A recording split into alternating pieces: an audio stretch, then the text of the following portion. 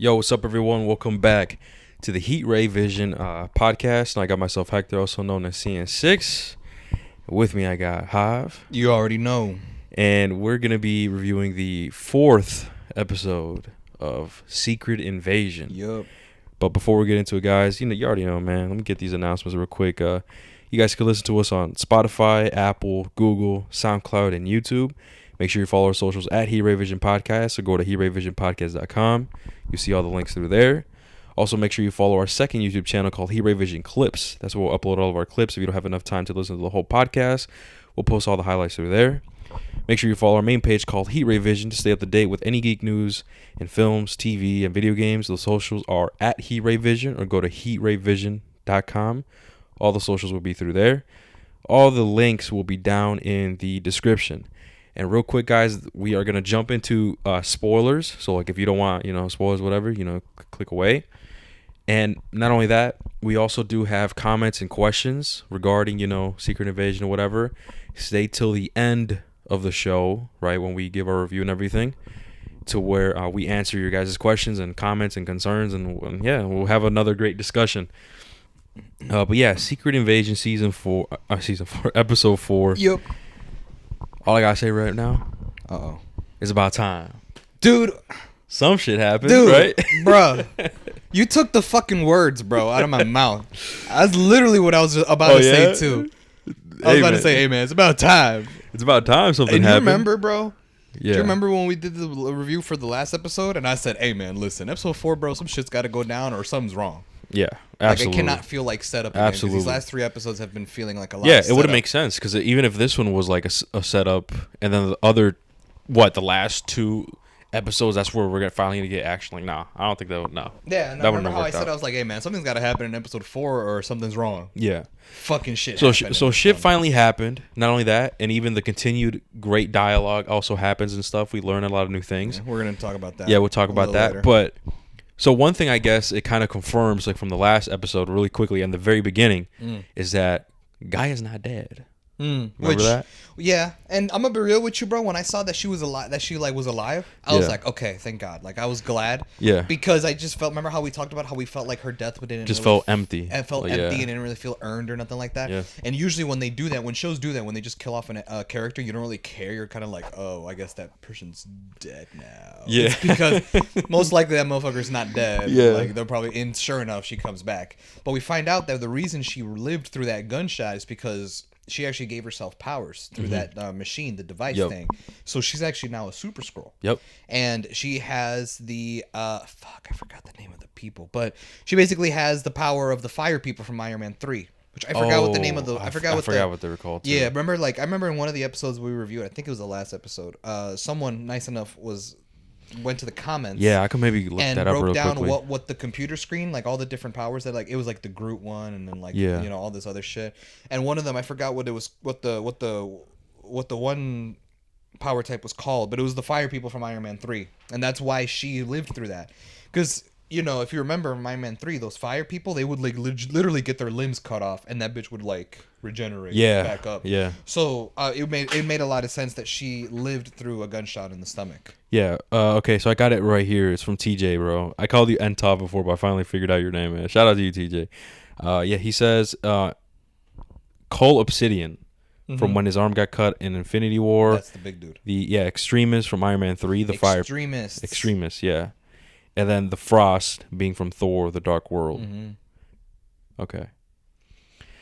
Yeah, from the post-credits. So then she has the extremist powers. Yes. And as far as I know, that is the only power she has, technically. Yes, because that's how she was able to like heal that gunshot wound. So for now, right now, we know so far that Gaia has powers. She's a Super Skrull, which is kind of smart. Like before she left, right? She's like, before I leave, man, like I might run into some shit. Yeah, you know what? Fuck it. I'm gonna take these with me. You know what, bro? But like, my thing is like, realistically, I don't know if I would have done that if I was in her shoes. You don't think so? Because my thing is like, well, how much more time do I have? Like, will this experiment even complete by the time like I need? Like, what if I need to get out of here as soon as possible? Like, you know what? Like, I should probably give myself powers. But fuck, how long is that gonna take though? Like, what if the process takes a while? I need to get the fuck up out of here. Yeah. Like, it would be like a time for me. I would panic, be like, it's a time management thing. But I guess cause plot armor. You're right. They gave her plenty of time. I think I would have taken the risk. process to make her a Super Scroll could have taken 2 hours, and like conveniently, that's when graphics showed up 2 hours later. 2 hours. Like no, yeah, but it seemed quick. Like it seemed pretty quick. Like, it was sure like the way it was cut. Yeah, the way it was cut together and everything. But like I said, I just realistically that if I was in her shoes, I would not have done it because of a time management thing. Yeah, I was like, I don't know how long it's gonna take for this process to work for me to get these powers. So I'd rather just dip before graphic shows up. But then, like, let's say you leave and you find out that graphic doesn't show up in 2 days. You're like, fuck. You know what I mean? It's like, damn. I can always go back. No, but he's there now. Like, it's too late. Fuck. I miss my chance. Me, I'm be like, I think I'll take the risk. I'll be like, fuck it, bro. Like, it's gonna be one of those moments where like I'm in that chamber, and like the bar's going slowly, and like they're there, but they can't get me out of the chamber, and I have like 10 seconds. You feel the tension, like, oh shit, they're near me. And then the bar, and then the bar, like the progress bar you're saying, right? Yeah. It kind of looks like a loading bar. It's like 10% from getting complete, and it's loading and it's loading. They're cracking. They're cracking. They go, get the fuck out of here. Yeah, they're cracking. It's loading and loading, and then once it completes, you go, it's a wrap. And you just blow up the exactly like an Oppenheimer nuke, like Green Goblin from Spider-Man. Remember how like gets out, like, push, yeah. Only back to formula. You say it's wraps. You just throw them everywhere. That's what I'm saying. I'll be coming out like that. But when I come out, I'm gonna be like, it's been a while since the world's been this nervous. And you know, we mentioned that in the last in the last pod or whatever and stuff. And I feel like people don't know the joke yet because the pod Cape shit, right? How has it gone live yet? And that's where we made that joke. So they don't know. So to letting you guys know, right? The Cape Shit pod between me and Hav, that's gonna be launching sometime this month or beginning like really early of next month. And just know you'll get that joke because we mentioned it in the Mission Impossible. Even the other last reviews, episode of Secret Invasion, yeah, and even now. So like, people are like, why do people? Yeah, why like, do they keep saying it's like, why do they keep saying that? What is going on? Yeah, because we already had by the time of those episodes, we already recorded a few episodes for Cape Shit and everything. So, and I forgot. It's like, dang, like they don't know the joke yet. they don't get it. It's funny as hell. No, yeah, but we'll definitely get into it. So, okay, so now that we know, okay, Guy is alive, right? Next up is, don't we get a scene of Nick Fury's? No, we get a flashback, don't we? So we get a flashback, and it's 2012. Yes. Which I don't know if you've noticed, but like this show deals a lot with flashbacks. Yeah, bro. I've noticed that we flashback a lot, but it's cool because, you know, obviously we need to get as much lore as we can with the Skrulls, given that the MCU wrote these motherfuckers in. Yeah. That they've been around since the 90s, and it's like, okay, like so now we got to explain that they were around. You know what I mean? Because let's be real, I'm sure, because I know you recently rewatched Iron Man 1 for the first time in a very, very long time. Right. The first Iron Man from 2008, also known as the first MCU movie to start the MCU. Exactly. Let's be real. When they were making Iron Man, hell, when they were making any of the movies from Phase 1, Skrulls were not even in the picture. Probably not. So the fact that they wrote them into the universe and said they've been around since the 90s, it's like, then why hasn't Phase 1 ever mentioned them? Because technically the timeline, it doesn't really add up. That's kind of my issues what I had with Captain Marvel taking place in the 90s. Because I'm like, if Captain Marvel was around... Like, where's she been? Well, not even that, but it's more so, why does Nick Fury act like there's no such thing as extraterrestrial threats? Oh, you're right, huh? Yeah, I mean you'll get there because you're slowly rewatching all the MCU movies from the beginning, and you're gonna rewatch all of them until you catch up.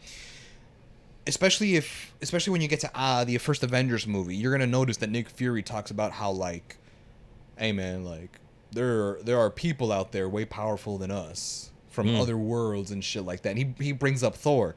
And he's like, we had an unexpected visitor who came in and like tore New Mexico up. And he points over at Thor. Oh, okay. And he's like, and when we saw that, everyone at S.H.I.E.L.D., including myself, right, Nick Fury, when we saw that, we realized that we were hilariously outgunned. And therefore, we had to step our game up. And it's like, okay, you say that. And then later on in the MCU, it turns out you knew about the Kree, you knew about the Skrull, so you knew about otherworldly beings potentially being a threat on Earth. That's what I don't like. I don't like when the continuity is off. And I feel like maybe the writers or maybe Kevin Feige, maybe the studio, maybe they knew that. So their way to kind of try to fix and make up is for this show to contain these flashbacks where it shows Nick Fury interacting with the Skrulls, tying up loose ends, basically, sort of thing. Where it's like, really, you mean to tell me the Skrulls have been around since the '90s? Then why haven't we seen them all this time? And then this show is like showing flashbacks of how like Nick Fury wanted it to be a secret and everything. Yeah, and like how he would talk with them and okay, listen, I will give him this. If you remember, in the second episode of Secret Invasion, we didn't mention this. I'll mention it now. It was smart of them. Because obviously the question that we had was like, bro, if the Skrulls have been around since the 1990s, then how come we haven't seen them till now? And admittedly, it's because if you remember, when he was on the train with Talos, he was like, I thought all y'all hopped on a fucking ship and found a new Earth. You mean to tell me that there's a million Skrulls on this Earth? Like, it's even like he didn't know. Yeah, right. So it's like a way for the writers to be like, okay, he didn't know, therefore the audience also didn't know, and now they're both on the same path and like they're both on the same train. So I will notice, okay, I'll give him that. That was a smart way to like fix the continuity errors that I felt like the MCU kind of suffered with, especially with Captain Marvel. Yeah. So that is smart, and plus it is like a realistic plot point that ties into Secret Invasion. Yeah. Is that Nick Fury finds out the Skrulls never left. They stayed here since the mid-90s, and now we are fucking surrounded, and there's a bunch of Skrulls impersonating world power leaders and all these fucking bullshit, and it's like, these are raps. So I feel like it was a smart way of them of like tying up the loose ends and like fixing the continuity errors, and also making it into a plot point for the show. So I'll give the writers that they actually fixed themselves. They actually dug themselves out of the hole they dug themselves into in the first place, I feel like. I think that's why these shows are like very necessary. Because truthfully, I don't think because sure, you could make the argument where we have this 10-year plan, right? Mm-hmm. But the thing is, you could always change things. Anything could happen, like where you want to change certain things or not necessarily go through with one thing. And so, if you have the 10-year plan and you decide, I want to change this, that kind of fucks up everything else a bit. And now you have to make a new show or whatever and go back. To kind of explain. Exactly, go back and explain. I think that's what's like happening, if that makes sense. But no, you're right, dude. I guess they did kind of somewhat explained it as well. And like I said, I feel like that's why this show is showing a lot of flashbacks of like the 90s, the 2000s, and like because it's showing that like Nick Fury like knew that the Skrulls were around type shit. Like he would interact with them. We'll probably get a lot we'll get more flashbacks. Some more flashbacks the next two episodes. I think so. We have to, bro. I feel like we're gonna see some shit, bro. I'm excited. I'm just waiting for like those flashbacks that we're gonna get in these last two episodes. That's going to hit. What the hell? No way. Like, I don't know. Where I feel like there's going to be some crazy shit where, like, Nick Fury maybe Nick Fury was the reason Talos got overthrown as a leader. Like, we're going to find out some crazy shit. I feel like there's something's going to happen. Yeah, hopefully. And I hope, and I wonder, that outcome, how that can be, I guess, transitioned into the future movies. Like, the Marvels. Like, you know what I mean? Or something like that. Yeah. But I mean, we'll have to see. Okay, so the flashback, 2012. That's where we're at. Oh, yeah, right. So yeah, we're at this. We finally get that flashback, 2012, and it's Nick Fury meeting up with I forgot her name. I forgot her name too, bro. But it's her wife. It's his wife. Who's his wife, and you know, because I have an encyclopedia knowledge of the MCU. Yep. Immediately when it said 2012, I'm like, oh wow, so we're in the year of the Avengers. I immediately knew. I was like, okay, so we're in Avengers time. Avengers 1 when they fought Loki and the Chitauri. Yeah, when they first. And sure enough, in the scene starts off and it is a newspaper that Nick Fury's wife has, and it has Les Avengers, and it's basically like the aftermath of the Battle of New York. Yeah. And she's like, something told me that when I read this in the newspaper that you had something to do with it. And Nick Fury was like, hey, I'm a dog. What can I say? He's like, yeah. I'm just built different. Like, I'm out here pulling these motherfuckers from different Earths and different cities. For real. Just like that's true, right? Like, we linking up. That's true, right? Like, if there was like a other like invasion, he'd be like, hold on, before you invade us, think about working with me. Help me scratch my back, I scratch yours. Like, you know what I mean? Yeah. I think he's really good at that. Yeah. But so this scene, right after, this scene is, I guess, is this the part where we, because don't they recite a poem here? Yes. Do you want to? Because I kind of vaguely remember. So basically they meet up, bro, and at this point they're married. They have a relationship, obviously, because they met in the late '90s. It's now the early 2010s, so they've already been married. They've been in a relationship for a while, and I guess this scene, bro, it plays a very important part for what happens later, but also it's just kind of character development, kind of character building. That like they're just establishing the relationship, they're establishing the marriage, right? And it's this really sweet scene where Nick Fury sees her at the bar, and they sit down, and he's like, "So what do you got there?" And she's got a bunch of poem books, and they're talking about poetry. He talking her up, making the moves. He made he Dr. Seuss in that bitch. You like poems? I read Dr. Seuss. Hey man, one fish, two fish. Slap up my one fish, two fish. Drown on his dick. Like, she's like, what? I know how to write haikus. What you mean? You just say bullshit. Like haiku. It's like I just alliteration. Alliteration, bitch. They're like, what are you saying? I don't know. I'm hyperbole in this bitch. Just random shit. It's just random like English poem shit. It's like you're just saying literacy terms. Like it doesn't even make any sense. A conjunction.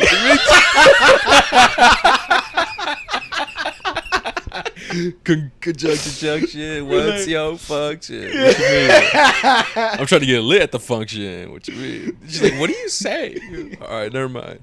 That'd be funny as fuck. Oh my god, bro, that'd be funny as hell. But yeah, they say. Do you remember this poem? I actually pulled it up. I was about to say because Javi really liked this poem, man. He was reading it to me. He's like, yo. I pulled it up. Like actually, Jav came up to me. He's like, yo, can we like recreate this scene? I'm like, what are you talking tripping? about? What? Yeah, Javi was like, can we recreate this scene? Because I love this poem, man. And I just want to feel beloved. I just trying to feel conjunction in this hoe. I'm trying to feel conjunction in this function. I'm trying to.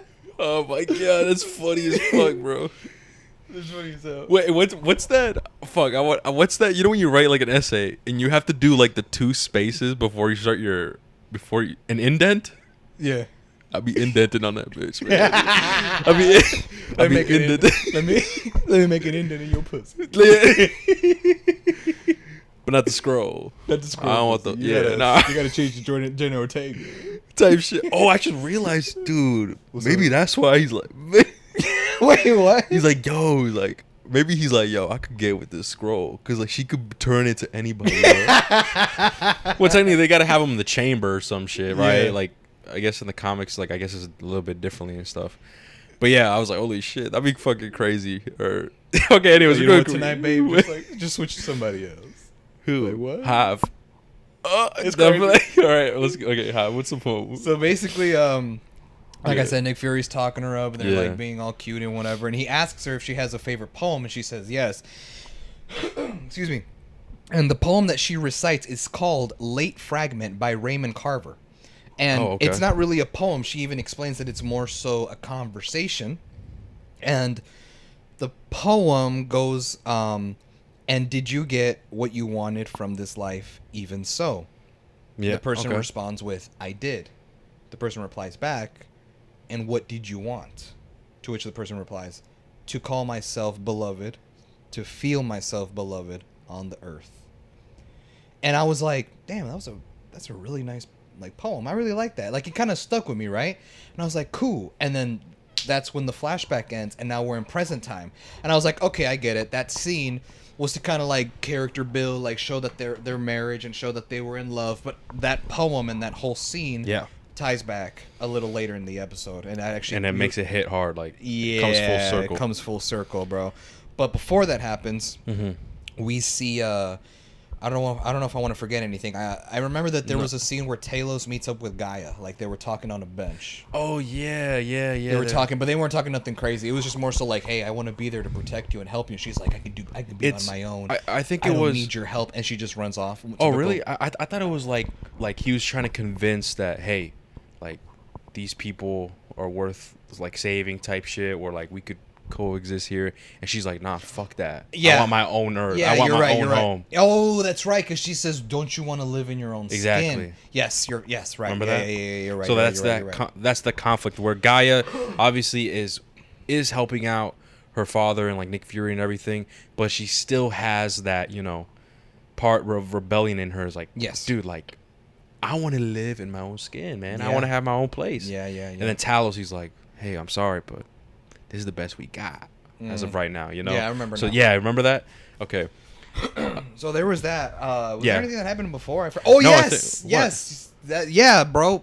What? His wife meeting with Rhodey in the church. Oh, yeah, I thought we were about to get into this. No, Wasn't that after? No, this happened before the meetup between Gaia and Talos. Oh, shit. Yeah, Okay. I forgot, bro. I thought that. I totally thought it was flew by after. that. No, I was going to no. mention it. Oh, okay. So, yeah, we get Rhodey and Nick Fury's wife. Nick Fury's wife, and they meet up in a church. Because if you remember in the last episode, Yeah. she pulls out her phone and calls Rhodey, asking for Gravik, and Rhodey was like, "Well, you're talking to me." And this is where bitch. we were like, "What the fuck? Rhodey's a Skrull? Like, is he a bad guy or what the Yeah. fuck going on?" And now we see them meet up, and they're having a conversation. I can't remember too much what they were saying, but I remember that the conversation ended with, "Listen, there's no other choice. You're gonna have to kill Fury." Yeah, we're going to have to And kill I'm him. like, "Damn, nah, man, it's a wrap. Rhodey's a Skrull. He has to be because Yeah. he's making all these evil moves." Look, yeah. And the Nick Fury's wife looks like she had no choice. Like she's kind of has this look on her face, like I have no choice. Like I have to. But she like, even tried. Like she even tried. Like we don't need to kill him, and you know what I mean? Yeah, she tries, but like that's what she was Yeah. trying to like to debate it. But like Yeah, I yeah. feel like she knew that she had no choice, and I think Rhodey was like, "Fuck off!" Like no, Right. you have to kill him. And while this conversation in the church is going on, we find out that somewhere else, Nick Fury is actually eavesdropping. He actually somehow, I don't know, has some sort of technology where he is eavesdropping on the conversation. Now, when I first saw this episode, I don't know about you, bro, but the way that I took it was that Nick Fury and his wife were working together, and that maybe she was wearing a wire to talk with Rhodey so that Nick Fury would know what the fuck going on. Yeah. So he eavesdropped like, fuck, like, you know, oh, Rhodey wants me dead. He's sending my wife to kill me. And I thought they were together until later when they meet up at the house. He confronts her like, I know you went to go see Rhodey. Yeah. I know he told you to kill me. And I was like, oh, okay, so he didn't know. He was eavesdropping like in the dark. Like he wasn't even affiliated with her. That's what I thought at first. But then I remembered back. Is like, wait a second. The last episode was called Betrayal. And obviously it was his wife going into this place with a gun, and then she gets a note or whatever, we don't see what it is, and she ends up calling and it's like, yo, I need to see Gravik. And at that moment she didn't tell Nick Fury all that. That's so true. like I guess that kind of foreshadowed as like it'll leave you like, why the fuck is this chick gonna go see Gravik, and why does she have a gun? And that's why, and then the episode was called Betrayal. Maybe that's what I thought. I'm like, oh, wait a second. No, I thought about that. Do you remember what this episode's called? Episode 4? No, what is Beloved. Okay. Yeah. That makes sense. So we find out Nick Fury was eavesdropping, and then after that we get the scene with Talos and Gaia. And then after that scene, I believe we're back at the house. Yes. And now we have Nick Fury coming home, and, you know, typical, you know, like, hey, where's the ring? And he puts it back on, and they're being all lovey-dovey.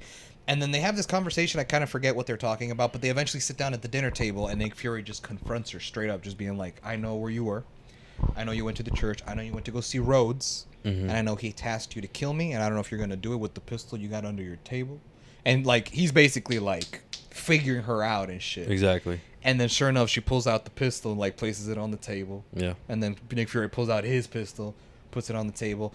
And then they just kind of start talking back and forth, talking about, like, I forgot, like, they mentioned a couple of things.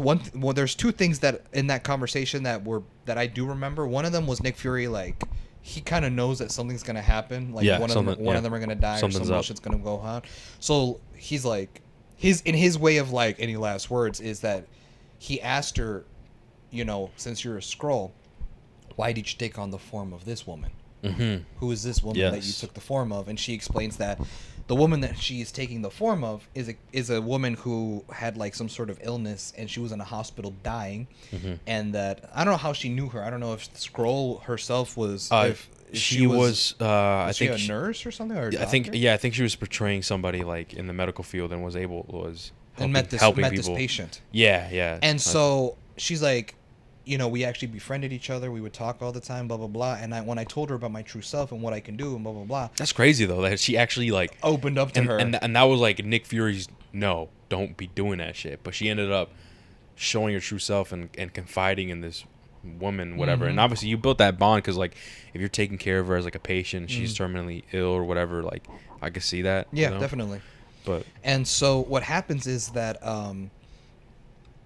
he's like, so like, why'd you take her form? Like, how did that come to be? And she explains that when she was telling her that I'm a scroll and I can shapeshift and blah blah blah. yeah, You know, it's like I asked for permission if I could take her form, and she said that I could. Once she passed away, as long as I would keep 2 promises. Well, no, first she says, I asked her a few questions. I asked her, do you want to live a longer life? Do you want yourself to be in love? Do you want this and that? Because if I take your form, even though you'll be dead, but if I take your physical form and shapeshift into you, I can do all those things. Will you let me? And the woman responds with yes, as long as you keep me 2 promises, of which she said that she kept both. The first one would be burying her body in the under the sea, which she did. And then that's when Nick Fury was like, and the second? And she's like, to never hurt you. And I was like, because we forgot to quickly mention that it was able to convince, because she asked like, well, who is it? And she, Nick Fury's wife, ends up telling her about Nick Fury and like who he was and like all these different things, like, you know, typical like, oh, he's dreamy, you know what I mean? Yeah. And that was, I guess, was her, that eventually got the blessing from her, like, you know what, yeah, that's fine. And then that's how the promises came. So like, hey, you just explain this person to me, he seems great, whatever the fuck. Now the second promise, don't hurt him, you know what I mean? So we forgot really quickly on that.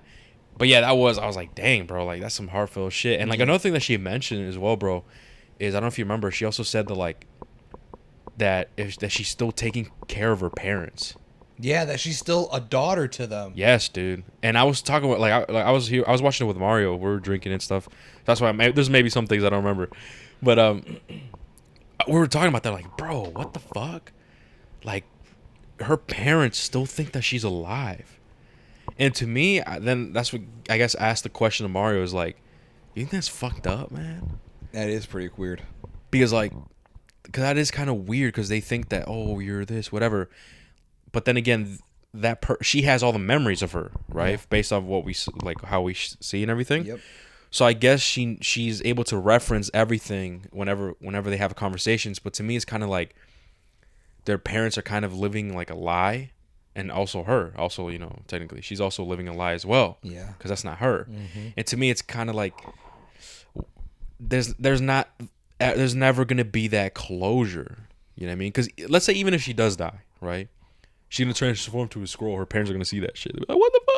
Yeah. You know what I mean? So she's going to have to die like in a way where the body can't be recovered or something. You know what I mean? To give that closure to the parents. But I don't know. Do you think that's weird or something? It is weird, bro. I mean, when she mentioned that, I was like, interesting. So I wonder like how that works. Like, you mean to tell me the parents never knew? Yeah. Or like, do the parents know? Yeah. That's another thing too. It's like, that's interesting. Like, you mean to tell me the parents never knew that her daughter, who had an illness, was dying and died? Yeah. Or do they think that it's still her and like she just magically recovered from the illness? Yeah, that's what I'm saying. I feel like I don't know how that would be. So obviously they don't go into much detail. No, It doesn't matter. But no, I guess exactly. it is something to think about. It's something to ponder. Exactly. For me, it was a weird thing. When I heard that, I was like, "Whoa, what? Really? The fuck? Interesting. I wonder how that works." But all right, I guess. And then that's when we get like that whole showdown that happens because they both got their guns on the table, and they both take their guns. Well, before they do that. Somehow I forget how the transition happens, but they end up talking about that poem again, and you know, kind of like how the poem, as she explained in the flashback scene, that it wasn't really a poem; it was more so a conversation between 2 people. This scene where they're in the dinner table with facing each other with the pistols in their hands, they recite the poem between 2 people talking to each other. Yeah, and it hits because. In the conversation, obviously, in the poem, you know, did you get what you wanted from this life? I did. I wanted to call myself beloved, to feel myself beloved on the earth. Obviously, the perspective, like the person that says I want to call myself beloved, is coming from the perspective of someone who felt like they were loved on this earth and that they were able to receive that love. Exactly. And when you see the conversation and the lines that are being said between Fury and his wife very much is in that position. So it makes it like one of those symbolism things where like it ties to each of their kind of, not to say that Nick Fury was never loved, but like it just character-wise, it fit more for her character because she did so much and sacrificed so much just to be with Nick Fury. Especially in the second episode, where she talks about how you were gone, you were blipped for 5 fucking years, and I cried on your pillow every single night. Then you came back, I felt great, and then you decided to up and leave and start Saber, and I lost you twice. When the second time, voluntarily, like, I hold a grudge against you. So, like, with that whole character development in mind, this scene just hits a lot more different. And like, not only that, on top of that, like, literally, bro, she wants to feel loved on this earth because she's not really herself. Yeah. And this isn't necessarily her like hometown. People don't know about this shit. Like, so it also like includes that, like, on top of that. You know what I mean? From the Skrull perspective. Yeah, exactly. And so they recite the poem to each other once again. Yes. And they go back and forth. First, Nick Fury starts it off. And did you get what you wanted from this life even so? She responds, I did. What did you want? To call myself beloved. And then they both, at the same time, finish the last line. And to feel myself beloved on the earth. And then you just hear the gunshots. And then it cuts away. It does that shit where it cuts away, and then it shows you still shots of the wall and the plants, and you're like, "What the hell happened? Like, show me what the fuck happened, bitch." There's like a wall, and then the fence, and then the plants, and then it's like a little poster that says "Subscribe to He-Ray Vision," and then it's like, you know, Cape shit coming soon, and then there's like a bunch of other still shots, bro. And it's like, what the fuck? And then we finally cut back to Nick Fury, and it's like, yeah, clearly he's alive because we saw the Marvels trailer. Fuck. Oh, yes, you're right. I kind of knew nothing happened to him. I knew he was going to live, to be real. You're fucking right, dude. That shit would have hit harder if we didn't know. That would hit. Because we were like, oh, did he die or not? Yeah, I don't know. For me, I would have been like, he's not dead because there's still two more episodes of this shit, and he's the main character. Oh, you're right. But, that's true, I guess. So, I didn't really feel it. I wasn't like, okay, Nick Fury's fine, obviously, but did she die?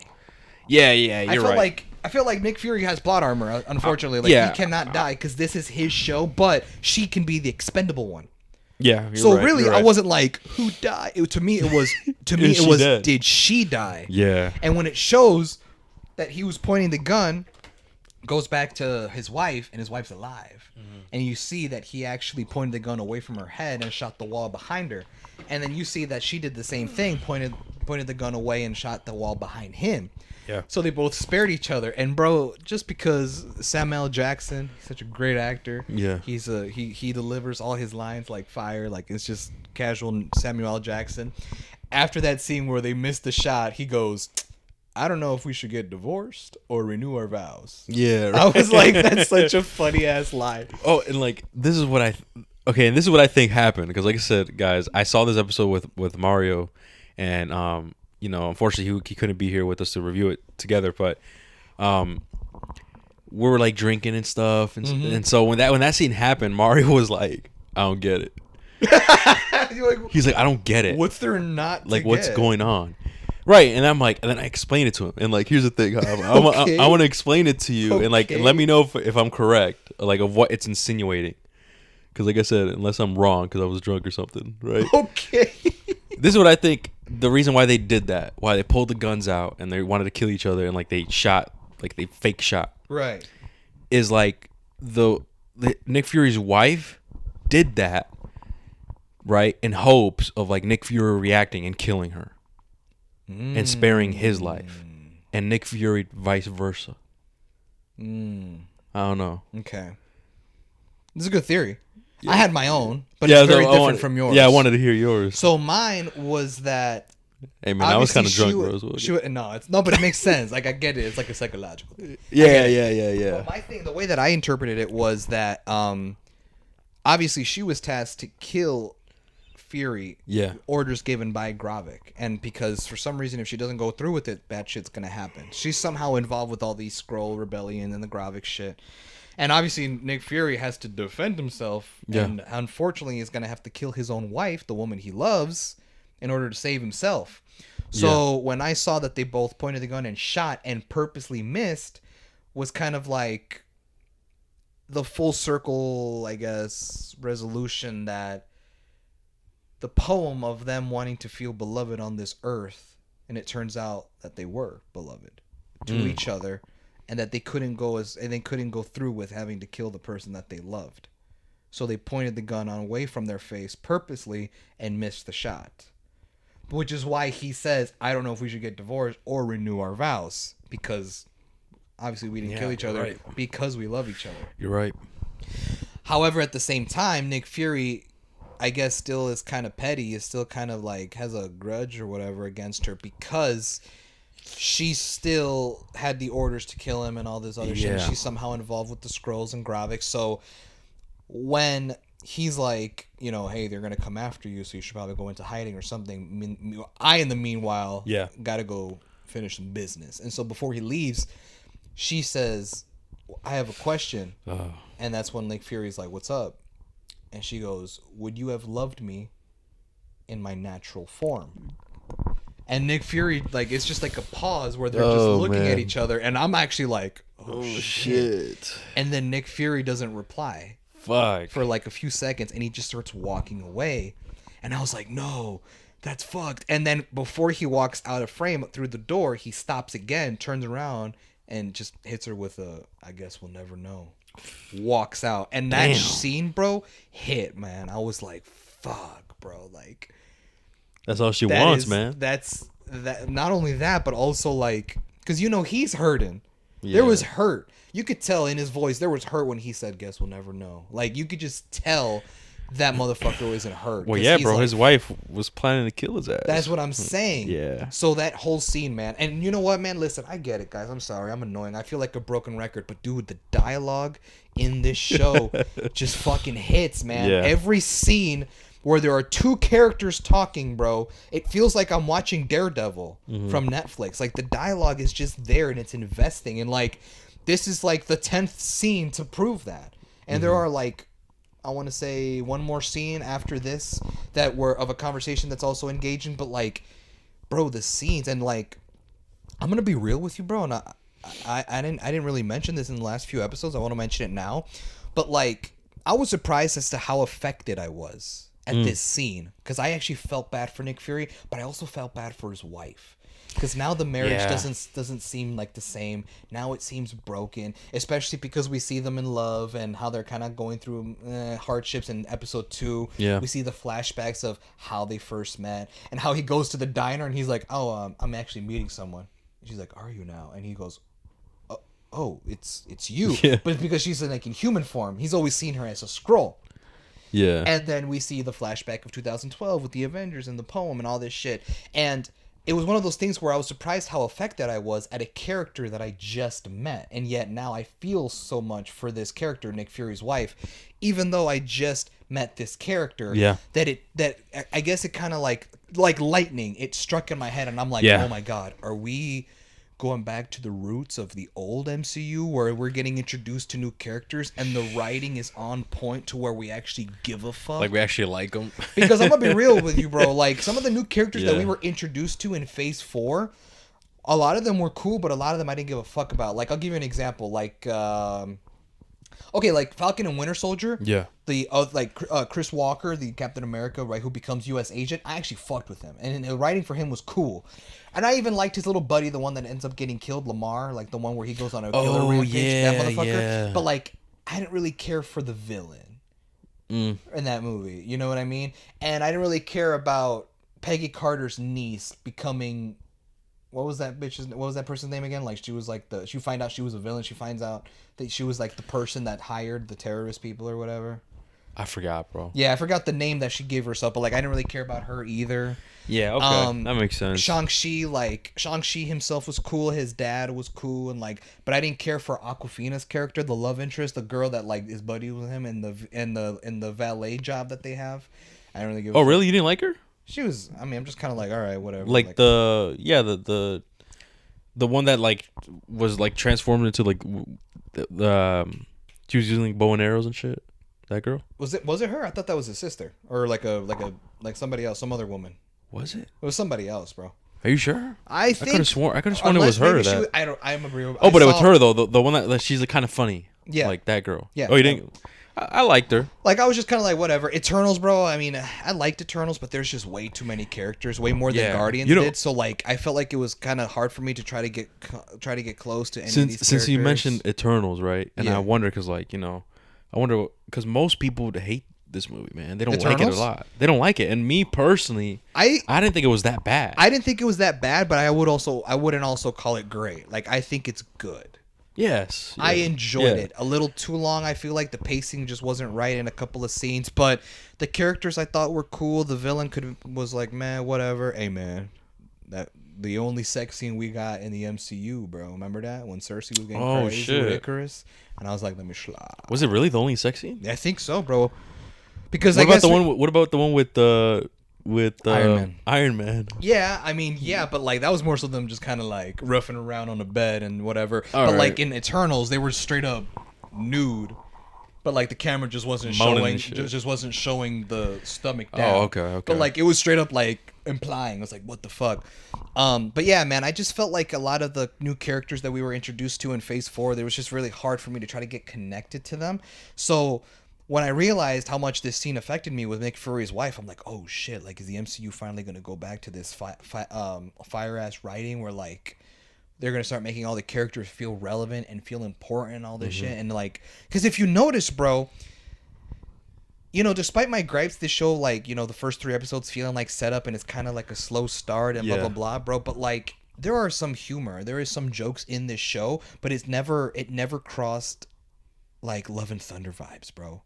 No, man. It never crossed Love and Thunder vibes. It didn't even cross. I wouldn't even say the Tom Holland Spider-Man vibes. It never crossed anything like that. Like there's always a sense of seriousness in this show, which is something that I've noticed. Because as much as I enjoyed it, Miss Marvel kind of had that kind of humor, which I guess I can let slide because they're teenage. She's a kid. They're teenage characters in high school, so I can kind of let it. I can be like understanding or whatever.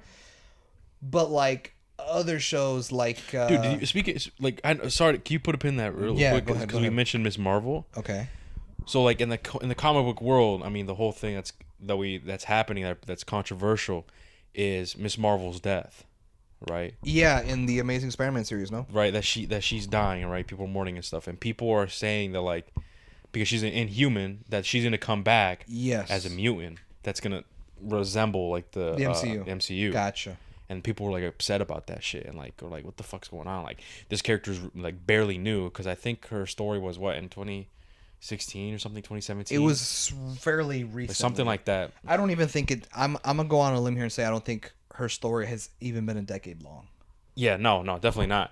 So, and then she ended up. Now people are upset because like, yo, this chick is barely in the game technically, right? Technically, and she's dead now. You guys killed her. I remember, you guys are just fucking. You guys are sellouts. You're just doing this because you know when people die, because Spider-Man died. Like many people died in the comics, right? They always come back. Okay, so you're just doing this because obviously you're gonna bring her back, but you're gonna bring her back as a fucking mutant or some shit to have it to relate to the MCU. You're gonna change her fucking origins, or you're gonna change what she is originally. Blah blah blah. That's what people are like insinuating and speculating, and that's what the whole controversy is about. It's like, yo, what the fuck what are y'all doing? You know. But anyways, yeah. No, I was just saying I just wanted to mention that. No, yeah, you're good. I was gonna mention what was I talking about? I was talking about how I felt like this writing, like it was the comedy. The comedy. I said that this show didn't really ever cross, like there were jokes, especially from Samuel Jackson, like when he'd just be like saying shit, like he'd be saying funny lines, but it never crossed the line of like, all right, like Thor: Love and Thunder. That felt like MCU. And I just want to say Thor: Love and Thunder is still the worst MCU film. I don't know. Yeah, you still, yeah. I just want to say it again now that we actually have people listening to us. Like, I want to see if y'all agree. I personally think. Because Thor: Love and Thunder is the worst. Okay, so back in December, when we did the video of the current state of the MCU, you had mentioned. Oh, I said. Oh, okay. You had mentioned it on there, but yeah, no, it's true. Like it's been since December, so it's best to remind everyone. Hector believes that Thor: Love and Thunder is the worst MCU project that we've gotten in the entire MCU, which surprises me because I wasn't a huge fan of She-Hulk, and I would put them both at equal tier. I think I prefer She-Hulk. That's crazy. Why? Even though She-Hulk, because of Daredevil. Probably, man. Not gonna lie. Bro, but that motherfucker flippity dippity CGI, bro. it's not practical. Hey, can you be flippity dippity CGI? Flippity dippity is shit. Yeah, it is kind of. It was kind of weird seeing him like that, but no, like I guess She-Hulk. Okay, She-Hulk, I would say is like really there equally, like to like Thor: Love and Thunder. But the reason why I think Thor: Love and Thunder is like a couple notches below She-Hulk is because they like completely 180'd Thor's character and just fucking ruined him. I agree. You know what I mean? I agree. Like, that's the issue. Is like with She-Hulk, sure, it was, the writing was fucking trash. It was mostly related to, you know, men are shit, right? That whole message bullshit, talking about how, you know, She-Hulk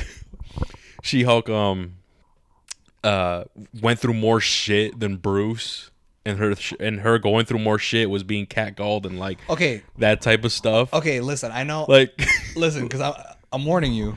What? This is a tangent, and we're like talking about some She-Hulk rather than Secret Wars. But I'm glad you mentioned that. Yeah. Because I remember when I heard that in the show, I was like, that is such fucking bullshit. Like, what do you mean? Because she was mentioning. And like she was mentioning, like, I go through shit too. Yeah, catcalling, people not hiring me because I'm a woman, like all these different things. And I'm like, it's like, bro, Bruce Banner literally shot himself, and he lived because he couldn't kill himself because of the Hulk.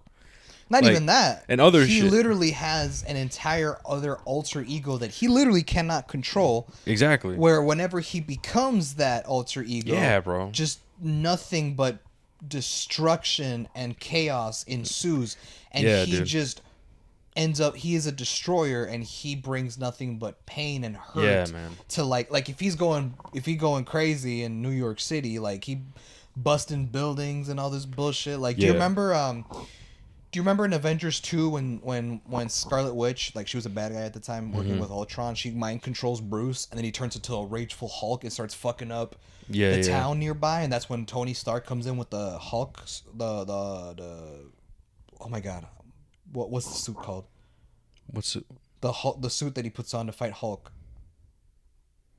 Oh, the Hulkbuster? Hulk, yes, thank you. Oh, I lost the name for a second. So he puts on the Hulkbuster and fights him. Yeah. So obviously that is what the Hulk is, bro. Like, sure, he was being mind controlled, but like just naturally, the Hulk is just this rageful fucking monster that just destroys and shit. So for her to say that, for Bruce, like, it's an internal conflict thing with him where it's like, I hate that. Like, that's why he makes it such a big deal. Where it's like, because you're like, okay, so like the next movie you got to watch after Iron Man 1 is The Incredible Hulk, and you're gonna notice that in the movie Bruce has like a watch that measures his beats per minute, his heartbeat. Yeah. Because he has to be making sure that he doesn't go too crazy so he doesn't Hulk out. Like, he has to literally, he is living in anxiety and with fear that he doesn't want to just get angry because he's going to fucking kill and hurt people and all this bullshit. Like, that is something that he has to carry with by force no matter what. And like, he's just fucking... Like, it's so difficult and so hard to think, like, because let's be real, if we take it to the real world, like, you don't got to be a Hulk to be a person. Like, if you literally were like Mark Spector and you had a multiple personality disorder, where like you just think you're somebody else, and then you kill somebody and it's like some bullshit. Or no, actually, do you remember how a couple of years ago you mentioned about how there was a guy who murdered his wife and kid or some shit while he was sleepwalking? And like there was this whole thing of like whether he was guilty or not because he was he was sleepwalking. In a sense, I kind of see it like that. It's like, how do you live with yourself knowing that you did something, but like you had no control over it? Exactly. I kind of see it like that. So my thing is like, for She-Hulk to say that she had it hard, bro. Yeah, no. Compared to Bruce, I didn't like that, man. Shut the fuck up. Like, no, man. They just made her not like untitled and like not likable and stuff, and I don't know, like, and we could see clearly the messages and themes throughout the show, like, yes, but overall, right? I still think Thor: Love and Thunder is just a couple notches down below, just because with Thor, it was a complete 180, and the whole theme of everything was just complete 180. They took a great character and they just ruined him. You know, whether She-Hulk, okay, like, sure, like, I don't like the themes and messages that it clearly portrays. Like, it's irrefutable. Like, come on, right? I don't like those themes, but there were moments that I did like her character, like as a person and everything, and the whole thing of her, you know, going through like her own struggles and whatever, which I've explained in that review. But yeah, enough on this tangent, man. Where the fuck are we, man? Samuel L. Jackson. Nick Fury goes and meets up with Rhodey at his room, his hotel room. Oh, yes. At. That's where we get the reveal. Yes, man. Girl. We get this reveal. This baddie, right? This baddie scroll lady, and how he's taking a shower. I didn't know that she was a chick. It looked like a woman. Oh, you might be right. Now that I'm trying to remember, I think because you notice how like all the shower scenes were close-ups, like it wasn't showing her chest and shit. Yeah. And also just like her face, like her jawline, like it just looked very feminine. Oh, you're right. You're right. Wait a second, bro. That dude. Oh my gosh. What? That scroll chick that you I just remembered. Like I said, when I was drunk and shit, she looks like that scroll. Look like Nick Fury's wife. Scroll. How do you remember that? Dude, I swear. What if it's Nick Fury's? No, it can't make sense. I was gonna say they were at the Hey church. man, I'm drunk, man. I'm like, bro, they were at the church. Oh, but either way, they look like it. Like they look similar. Unless I'm tweaking. No, hold on, guys. Listen, man. I might be tweaking.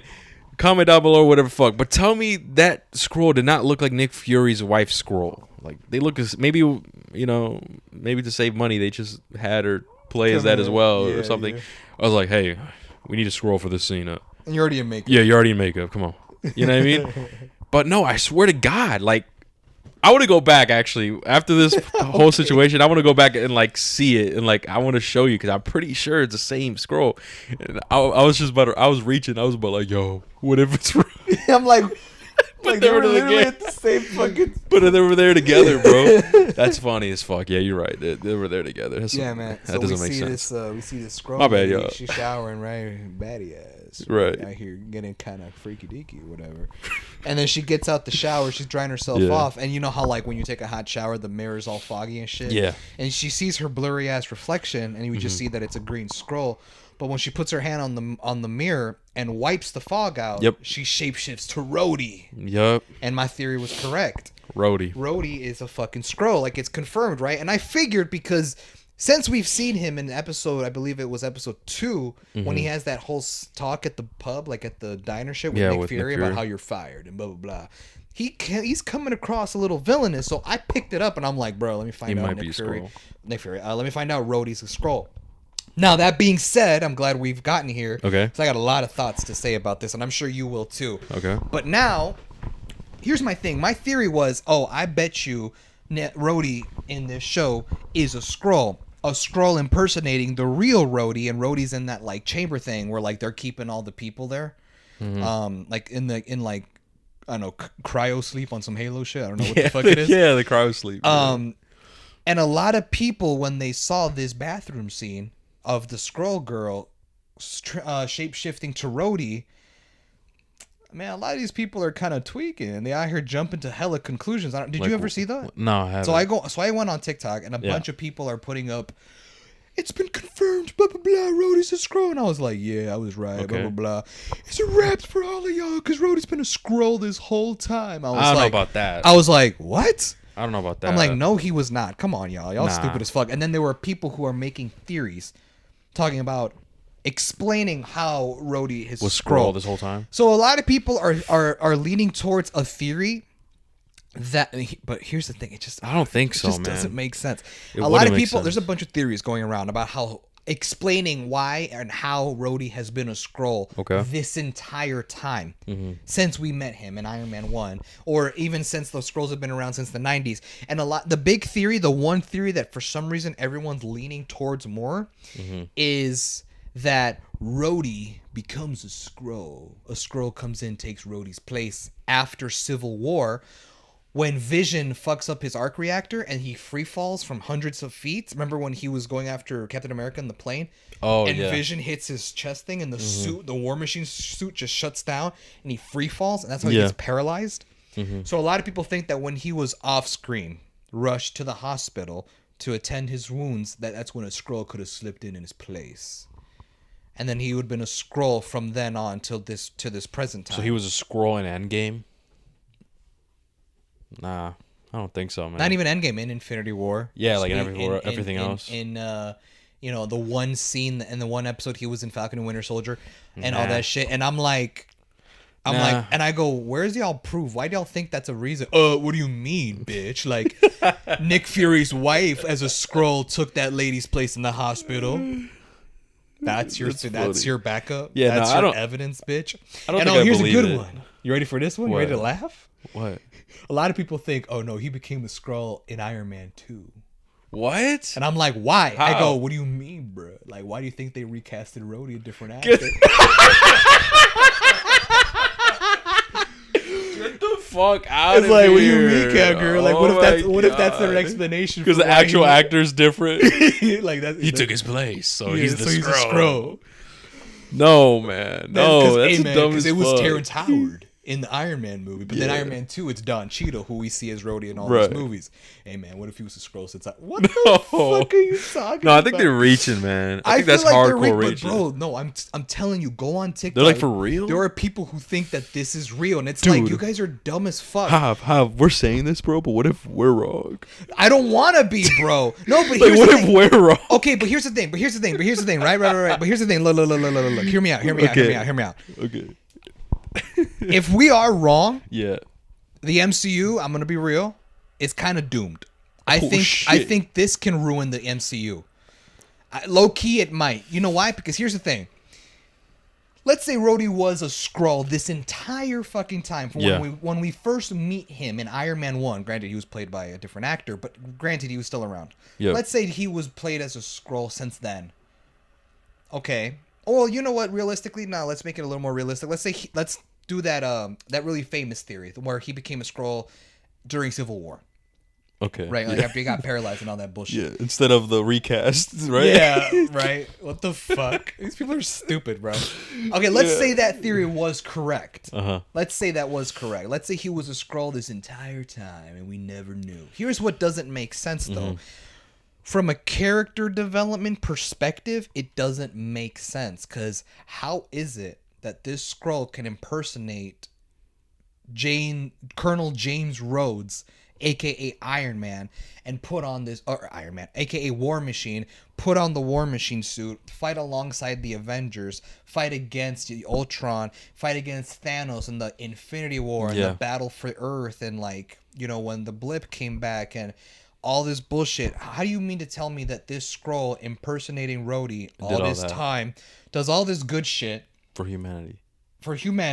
And then we meet him in this show and he 180 and he's like doing villain shit. Yeah, and he's like, nah, man, we finna win. We don't want humans. We don't want humans. Let's fire Nick Fury. Yeah, you bro. gotta go kill him. No, you're right, dude. It doesn't make line sense. up. You guys are not making a lot of sense. How the fuck does this work? Because if he's a Skrull since Iron Man 1, like y'all believe so, then he did all this why good would he shit. do all that? He did all this good shit only for him to switch up and become a villain in Secret Invasion? Like, that Yeah. doesn't make sense.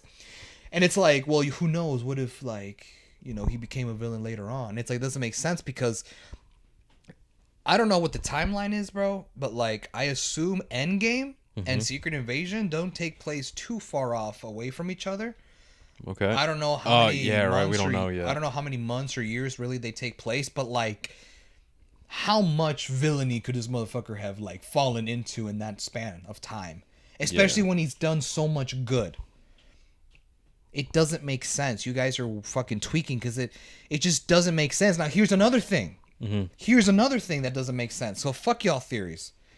Oh, he's a villain. He's a Skrull. Like, he's been a Skrull this whole time. Okay, explain Armor Wars.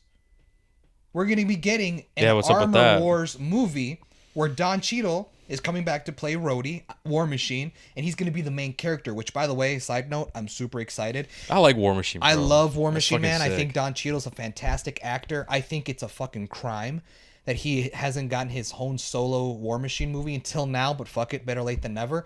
We're getting an Armor Wars project where he's in it. And we don't really know the synopsis of the show, but we do know briefly that Kevin Feige just says Armor Wars, where it's about Tony Stark's fear coming true, which is when his Stark Industries Iron Man tech lands in the wrong hands.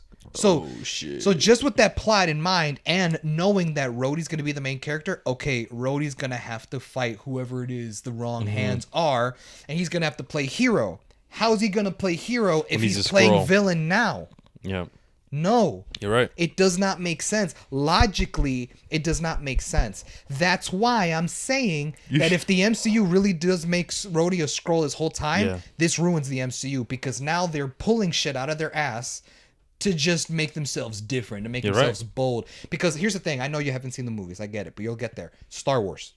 Yeah. Okay. The Star Wars movies, when you start watching them, you're going to get to some movies where they literally switch up a lot of the lore that you were like, wait a minute, but I thought, but the original movies said this, and now y'all saying it's this, and it conflicts, and it doesn't make sense, and that's kind of what makes those movies mid. Okay.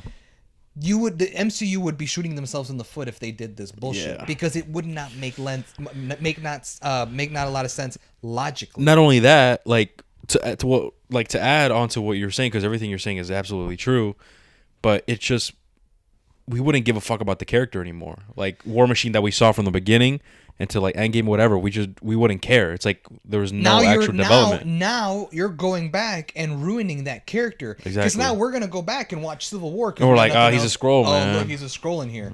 Oh, that's weird. What the fuck? That's weird. We don't care. I don't like knowing that he's a Skrull in this movie. Not even that. Why is he being good? Taking Iron Man's side, blah blah blah. But then we see him in Secret Invasion. Now he wants to eradicate humanity. Yeah. What kind of fucking 180 bullshit is that? Like, hey man, here's the thing. Now let me ask you a question, Cadro. Ready for this? What? Let's say that the MCU goes that route. I hope they don't, but let's say they do go that route, and they like, you know what? We're gonna make Rhodey a Skrull, and he's been a Skrull this whole time. Yeah. And we're talking about how if they do that, they would be ruining his character. Mm-hmm. Who got the most ruined, Rhodey or Thor? Think about that. That is a good question, Hive. Who would have? I mean, let me think, man. Because like, I think equally, man. Because think about it, like Thor. Our issue with Thor is that they just changed his character completely, making him into a fucking idiot and shit and all this bullshit. But now if we find out that Rhodey's been a Skrull, and it's like, so in Civil War he's doing all this villain shit, you know, fire Nick Fury, let's kill him. You know, hail Gravik. You just wouldn't care about him at all. Yeah, you would just be like, this dude's ending this whole character arc, his whole hero shit. Like now just means nothing. Yeah, and like there's no development at all with the character. Like we don't even know the real Rhodey. Like this whole time where she was a Skrull. Yeah, man. Yeah, like whatever. It wouldn't make sense, bro. It wouldn't make sense. Tony Stark died. Yeah. Thinking Rhodey was. And Rhodey was there at the funeral. And everything. And Tony Stark died, gave up his life to defeat Thanos and his army, thinking Rhodey was Rhodey and not a fucking Skrull. Oh, you're right. That would suck too, bro. You see how it doesn't make sense, bro? Yeah. Like these people coming up with these theories don't sit down and think, bro. Like just logically, they're not thinking about this logic. It's funny as fuck. It doesn't make sense. Right, dude. So no, you know what, bro? I'm sticking to my original theory. I think Rhodey. Well, it's confirmed that Rhodey's a Skrull, but I'm telling you, like he was captured somewhere. He was captured sometime in the past. Who knows how? Who knows when? And he is in that chamber thing that we see that all those other people. And Nick Fury's gonna find out because Nick Fury's gonna find out that this motherfucker's a Skrull. Eventually, and then he's gonna be like, "Where's my boy Rhodes?" And then he's gonna maybe free him or something. And they're gonna go and save him. I absolutely agree. I think that's what they're gonna do, because there's no way the MCU is going to go the route. Let's just like have fun with it. Like, what if we're wrong? What if it's like no? What if Kevin Feige says, "Yes, guys, he was a Skrull this whole time"? Nah, bro, because it wouldn't make sense. But I'm just saying, if let's say I would not, man. Would you be pissed as fuck? I'd be pissed too. I would be so pissed. I would be so pissed. I would be like, I don't even know if I want to fuck with Marvel anymore. Damn, that's crazy. A lot of people are actually dropping this shit, bro. I know. Including my brother. Remember? Yeah, bro. Remember? Oh, really? Yeah. So for some of you guys don't know, I have a younger brother. He's 18, and he loves MCU as well. Like when WandaVision came out, you told me he would stay up until like 2 a.m. when the episode dropped. On Disney Plus. Same with Falcon, Loki. Like he was, and same with the movies. Like he would go Thursday nights with his friends, like for the MCU movies. And then recently, I was like, he's just been getting out of that. Maybe, I don't know, maybe him personally, he's feeling that superhero fatigue. I don't fucking know. But I don't think so, because he saw Guardians and he said it was fire. But like, he hasn't seen Shazam. He hasn't seen The Flash yet. He hasn't seen Miss Marvel. He hasn't seen She-Hulk. I think he has seen She-Hulk. He said it was Secret trash. Invasion? He's not seen Secret Invasion. I would ask him these things. I'm like, I don't think he even see. I don't even think he saw Black Adam. So all these different heroes, I would ask him, yo, bro, when you go see him with your friend, whatever, blah blah blah. And he just says, even with the MCU, I'm like, yo, bro, you gonna watch the Secret Invasion? He's like, honestly, man, I just don't care anymore. I'm like, for real? Dang. He's like, yeah, I don't care. I'll probably just watch it whenever. And same with Ant-Man and the Wasp. Quantumania. He didn't even go see it at all. Wow. He didn't go see it at all.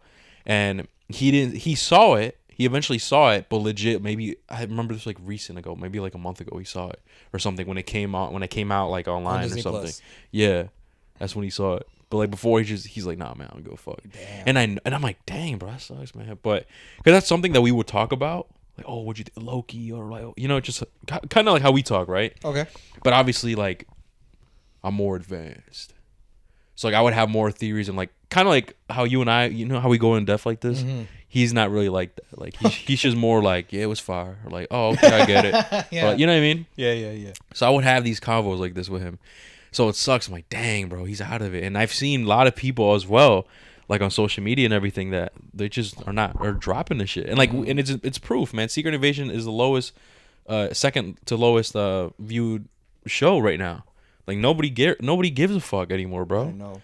It's a shame because despite its slow start, I think that this is probably one of the better Disney Plus projects that they've put out. Oh yeah, definitely. Just in content, like just tone and vibe alone. And listen, not only that, right? People not being interested in Marvel and everything, it even got the attention of Disney CEO. Yeah, I saw that. You know what I mean? Yep. Even Bob Iger. Yeah, Bob Iger said, "Hey, man, the reason why our shit flopping right now, you know, we're losing money and everything, whatever, is because people just lost attention. Like they don't have the focus anymore. We're pumping out too much Marvel stuff, and people are becoming saturated and whatever the fuck, you know." Hey, and to be honest with you, I think I agree, man. I think it's just too much. Because, like, if you release, like 2-3 projects, like, 1 year, you're looking forward to something. But, like, when it's, like, a bunch of stuff, when year... When it's nah. When it's, like, the most you have to wait is 3 weeks for the next thing. Exactly. You know what I mean? But, yeah, no, I agree. Yeah, bro. So, it is... Whatever. It's just crazy, bro. Okay, so oh no, we went on some crazy tangents. No, but like like, it was expected because I told you we were gonna have thoughts about this roadie shit. No, yeah. And because all these people are making all these theories that just don't make sense. You should make a video. Y'all are dumb as hell. Y'all dumb as hell. Let me prove it to you. Like yeah, exactly. Y'all dumb as hell. This is why Rhodey has not been a Skrull this whole time. That's actually a good video. Like, really quickly. Be a good video. I might just do it. Yeah, bro, that'd be crazy. Fuck them up. And tag all the dumbasses who said exactly, bro. Like, bring up all these facts, bro. They're still gonna hit you with, nah, man. Like, you tripping. You tripping, man. You're in denial. All right, so what's y'all evidence to back up y'all shit? Nah. Listen. Because I said so. Trust the bro. Because I said dead ass. For real, trust the bro. Remember the trash? The Trashman or whatever? Or the moving company in the MCU? Trust the bro? No. I think it was in... Moon Knight, I think. Let me know in the comments, guys. In the MCU, we see like a company, like, you know, typical like company, like fake companies, and one of the companies, because it was a fake company for villains, for like a villain, whatever, and it says trust a bro. That's trust a bro. Trust a bro. Oh. Yeah, do you get it? Like, I mean, have you seen it? Yeah, that's what the company was called. MCU. Trust a bro. I'm looking it up real quick. You probably have seen it, bro. I'm not even kidding. Trust a bro moving company. Bro. You haven't seen this at all? What does this show up on? Does it say? And Miss Marvel. Yeah, Hawkeye and Miss Marvel. Trust a bro movie. It's funny as fuck. So like, what's your sources? Trust a bro, trust man. A bro. Come on, man. Just trust a bro. Listen. But yeah, what's your evidence, man? It's just that I've seen it, man. It's just that you're not gonna do me like this. So you just don't get it. What if they said that to you? What if they reply with, "You just don't get it"? I'm getting heated. I'm getting heated after you provided all the evidence. Not even that. After you provided all the evidence, and you ask, "Okay, now what's your evidence?" It's like you just don't get it, man. No, just stop, Hector, bro. I'd be getting heated, bro. I'd be getting heated. You think I'm gonna take shit from these motherfuckers when I've been a fan day one of the MCU? That'd be funny as fuck. Fuck you, bro. These motherfuckers came through because of Endgame, man. Fuck them, bro. No, I'm day one. Y'all don't get it. Y'all don't get it. Listen, y'all not gonna do me like this. That's funny as fuck. I'm fuck. Thanos. Don't forget who you are. Know your place. All right, I'm Thanos. Don't forget that. Oh, so what are you saying? I'm Spider-Man? Nah, y'all the civilians running from the fight, pussy ass bitches. Like, that's what y'all are. I'll crush you like an ant in my hand. I don't know. Type shit. But nah, man, I'm just telling you, bro. Infinity gauntlet to your face. Just punch him. I don't even snap him. Not even snap him. Just punch him, bro. Get the fuck out of him. Get the fuck out of him with the Infinity Gauntlet. But yeah, bro, no, there's no fucking way Rhodey's a scroll. No, they tripping. So anyway, so we find that out, right? And then finally Nick Fury is like sneaks in, right? Yeah. In that with that tequila or whiskey or whatever. Yeah, and then an apartment with some like some whiskey or like bourbon or something like that. And obviously Rhodes comes out, aka the Skrull, and they're having a conversation. You know, Nick Fury basically, says, "Come on, man, help a brother out, man. Listen, at least give me my job back." Well, before that, remember? What, did I miss something? Just one thing where he was just like, "Listen, man, I know I sound like a broken record, but like, I'm talking about like we have a real threat going on." Oh yeah, he reveals some alien shit.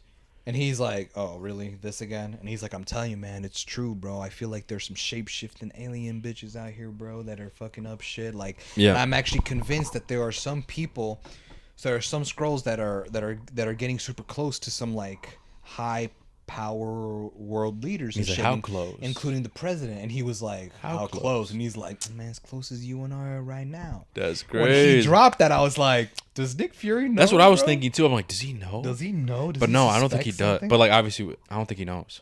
I think he does, bro. Like, I don't think he knows for sure that he's a Skrull, but like he knows something's up. He knows something's up with him. He's like, what the fuck is kind of weird? Like, what the fuck's going on? And I was like, damn, dude. And again, just the dialogue. Bro. Yeah, like, that whole scene. This whole scene was fire. This is the other scene I was talking about. Like, oh, there's one more scene in the episode later on. This is the scene that I'm talking about that has the dialogue. And he's like, well, listen, I can't help you out because let me show you something. And he pulls up on the TV the security footage. Yeah. Of Nick Fury shooting Maria Hill. Yeah. And he's like, you and I both know that's not me. And he's like, yeah, you're gonna go fight that shit in court. So no, oh yeah, no, like no, Your Honor, this is not me. This is a green intergalactic ET motherfucker who is impersonating me. It's like, hell no, that's not how it works. No, but listen, when he said that, I looked to Mario. I'm like, considering their universe, man, the judge probably might think about it. Be like, oh, okay, let me hear you out. Yeah, right. Because like we got superheroes, we got Thanos, people who disappeared for 5 years and came back. Like, let me hear this man out, guys. Hold on. That's what I told Mario. I'm like, yo, bro, like, low key. Like, you know what I mean? Their universe is crazy. Yeah. They have Captain Marvel and shit. Like, come on, man. If I was the judge living in that universe, I'd have been like, all right, let them cook. Let him cook. Let him cook. Let me hear what you got to say. I'm going to like, come on. You know what I mean? Yeah, what? Man. How can you believe that? What are you talking about? We literally have a Hulk. How do you believe that? Yeah. I don't even believe that. He right here. For real. Busts through the wall. Like he's a Hulk. Man like, he right here. I don't even believe that. No, but I can still dab him up. Yeah, he's like, oh, come on, really? You're gonna believe that, Judge? He's like, what are you talking about? You were gone. You were dead for 5 years, and you're back. Like, you don't believe that? You don't believe? Like, what the hell happened? Yeah, you're right. Yeah, like, I don't know, but yeah. Anyway, so yeah, that happens. And so basically, he just tells Nick Fury to fuck off. That his thing is not true or whatever. But it was all just a ploy. Oh, it was just a ploy because you find out that the drink that they both share, he ends up drinking a liquid. Even at first, really quickly, fucking the roadies. What do I call him, bro? Skrull roadie. Skrull roadie. We just call him a Skrull. Skrull bitch. The roadie Skrull. Road Skrull. Skrull road. Roll. Roll. You literally just said scroll without SK. Oh shit. Roll. Anyways, but so like he's actually suspected. He's like, what's up with this drink? Like he's joking around. He's like, should I be worried about poison? Blah blah blah. So he was skeptical. He was like, you trying to switch drinks? Yeah, he's like, how about I pour me a fresh one or something like that? And he's like, but if you pour my $150 bottle, I'm gonna have to. What do you say? I'm gonna sock you. He says, listen, if one drop is wasted, blah blah, your ancestors will be mad or something like that. Something like that. But anyways, he was skeptical, but then eventually he got comfortable and ends up drinking it. And then we find out that there was a tracking device, liquid tracking device that he drank. Crazy. And so now him and Talos are in the car following Rhodey. Yep. And we see that Rhodey meets up with the president of the United States. Yep. And they're at that like airway. They land on a plane. They're coming out and they get into that black SUV like typical FBI CIA shit convoy. Mm-hmm. And as they're driving in the convoy, they get ambushed by Gravik and them. Impersonating Russians. And I'm telling you right now, bro. I was like, thank God, bro. Like some actual action, like some yeah, shit right. going Something's down. about to happen. And like, you remember how in the last episode, my biggest thing about like how the submarine did not end up blowing up the plane kind of left me wanting. Yeah. I was like glad that we had this whole little like shootout battle thing going on between the Skrulls and the government. Exactly. Because I finally now felt the stakes. Yeah. Whereas like in the last episode, I felt the stakes, but when I saw the plane survived, that feeling kind of went away. And right here, the stakes are here because we see U.S. soldiers that don't know what's going on. All they see is the Russians, and that already, and that's gonna start a world war. Because he'd be like, "What the fuck? You Russians out here trying to kill our president?" Yep. That's their whole goal, and to start a world war. And so like now we're here. That's why I'm like, finally, some stakes high enough that the writers were like, okay, we're not gonna make it easy on ourselves. We're gonna make the stakes these high, and for the next episode, we're just gonna have to flex our writing skills to see how Nick Fury and Talos are gonna come on top of this. Yeah. But I'm glad. I like when writers write shit. They don't make it easy on themselves because they have the control. Because they're writing the story to take the story in whatever direction they want to. So if they want, like, let's make it easy on us. Let's just make the plane survive. That way, there's no real stakes. Yeah, make it easier. Like, I'm glad that here, bro. Like, they made the stakes big enough to where it's like, as an audience, we actually feel like, oh, what the fuck's gonna happen next? Which is kind of what I wanted in the last episode, but better late than never. Exactly. So we see Gravik and his people, right, impersonating the Russians, and they they start having like a whole shootout thing. It's a whole shootout. All this shit. And then I don't know if you noticed, but Gravik comes out. I don't believe he shapeshifts. He stays in his Gravik form. Yeah, in his normal human form. In his normal, like, that human form that he takes on, and he actually is a super Skrull. Oh, yeah. Because he busts out Groot's arms, his branches and shit, and starts fucking up all this shit. Yeah, he starts, like, didn't he, like, crush one of the soldiers, bro? With the Groot powers type shit? Yeah. Yeah, bro, that was fucking crazy. So he was doing all this fucking crazy and we're getting this whole shootout. Fucking Nick Fury busts out a crazy shotgun, blowing motherfuckers away. Like, remember that? Yeah, dude. That shit was fucking cool. That whole shit, bro. When they finally pull up and they're like, all right, we in this bitch. And they get in there, bro. Like, I actually was like, finally, like, shit's happening. Like, oh, shit, what the fuck? And you notice how, like, all that shit's going down, but then Rhodey's just in the car chilling, like, waiting. Yeah, he's just... I'm just like, yeah, bro, because he's a Skrull. Like, it's gonna go according to plan. Like, I just assumed, right? And then this whole thing is like, Talos and Nick Fury run to the SUV that's flipped over upside down, the one that has the president. They're like, we gotta get him the fuck out, right? And so like Talos, because he's got the strength, is trying to break open the window, and then he ends bulletproof glass. Yeah, and then he ends up getting shot. And him getting shot is making him kind of like bleed out and weak out, and now his face is starting to shapeshift back to Skrull form. Yeah, it's like half like melting. Yeah, it looked like it was melting type shit. Which that CGI looked pretty good, bro. No, yeah, it looked really good. And then there's one soldier guy's like, "What the? Hey, yo, it's a fucking alien! He's going after the president!" Yeah, bro, that shit was funny. And then Nick Fury was like, "No, he's with me." He's like, "He's good. Fight them." And I was like, "Nah," because like. No, man, Nick Fury fired. He's not in power no more. The soldier's not going to listen to him. But when he actually did, I'm like, oh, shit. I actually was like, oh, thank God. Like, you see, this is what I mean. This feeling of like, whew, like relief and like tension and stake. I'm like, finally, the stakes are here where it actually feels. I'm not going if I was a soldier, I would have just shot. I would be like, yo, it's an alien. What the fuck? He was with me. Oh, shit. My bad. But like, he had to stop. Hey. He was pointing and shit. He's an alien. He's trying to go after the president. You know, he has to say all that. Yeah. I think, me personally, I would have just been let it rip, bro. Like, oh shit, what the fuck? I don't know. That's true. But so Talos is trying to break open the window. And eventually busts open. Yep. And Nick Fury goes in and pulls the president out. And he's like, Fury, what the hell? And he's like, come on, Mr. President. And they are now starting to rush into that car, into another car. Mm-hmm. And then Nick Fury turns around and sees that Talos is being carried by the same soldier who pointed the gun at him. Who's like, "Hey, yo, it's an alien." He's like helping him out. And then Nick Fury kind of gets a little suspicious, so he draws the gun at the soldier and he goes, "Let him go." Yeah. And the soldier, and it's Gravik. Yeah, bro. And he's like, and he goes, "It's an evil world," and pulls out a knife and stabs Talos right in the chest, bro. And turns the knife and all this bullshit. And Nick Fury just goes, no! And he starts fucking shooting at Gravik, but the bullets do nothing to him, Like, bro. we even see, like, part of his face get blown off by the bullet, and, like, it just heals, like, back to normal, like man. Wolverine shit, bro. Yeah, at that point, bro, damn, man. And then you just see Talos, bro, in his skull form, and he's just laying there lifeless. And I actually thought I was kind of hoping that Nick Fury would like, because Gravik just leaves and then everyone leaves or whatever, and I was really hoping that Nick Fury would run to the body and like take him and like put him in the trunk of the car and dip, but he just leaves him there, and he gets in the car, drives off, and we get that last shot where it's just. You think he's dead? You think Talos is really dead? So, I don't think so either. And like when he okay, let's say he's not right. He's gonna wake up, and he's like, "You left me out there to die."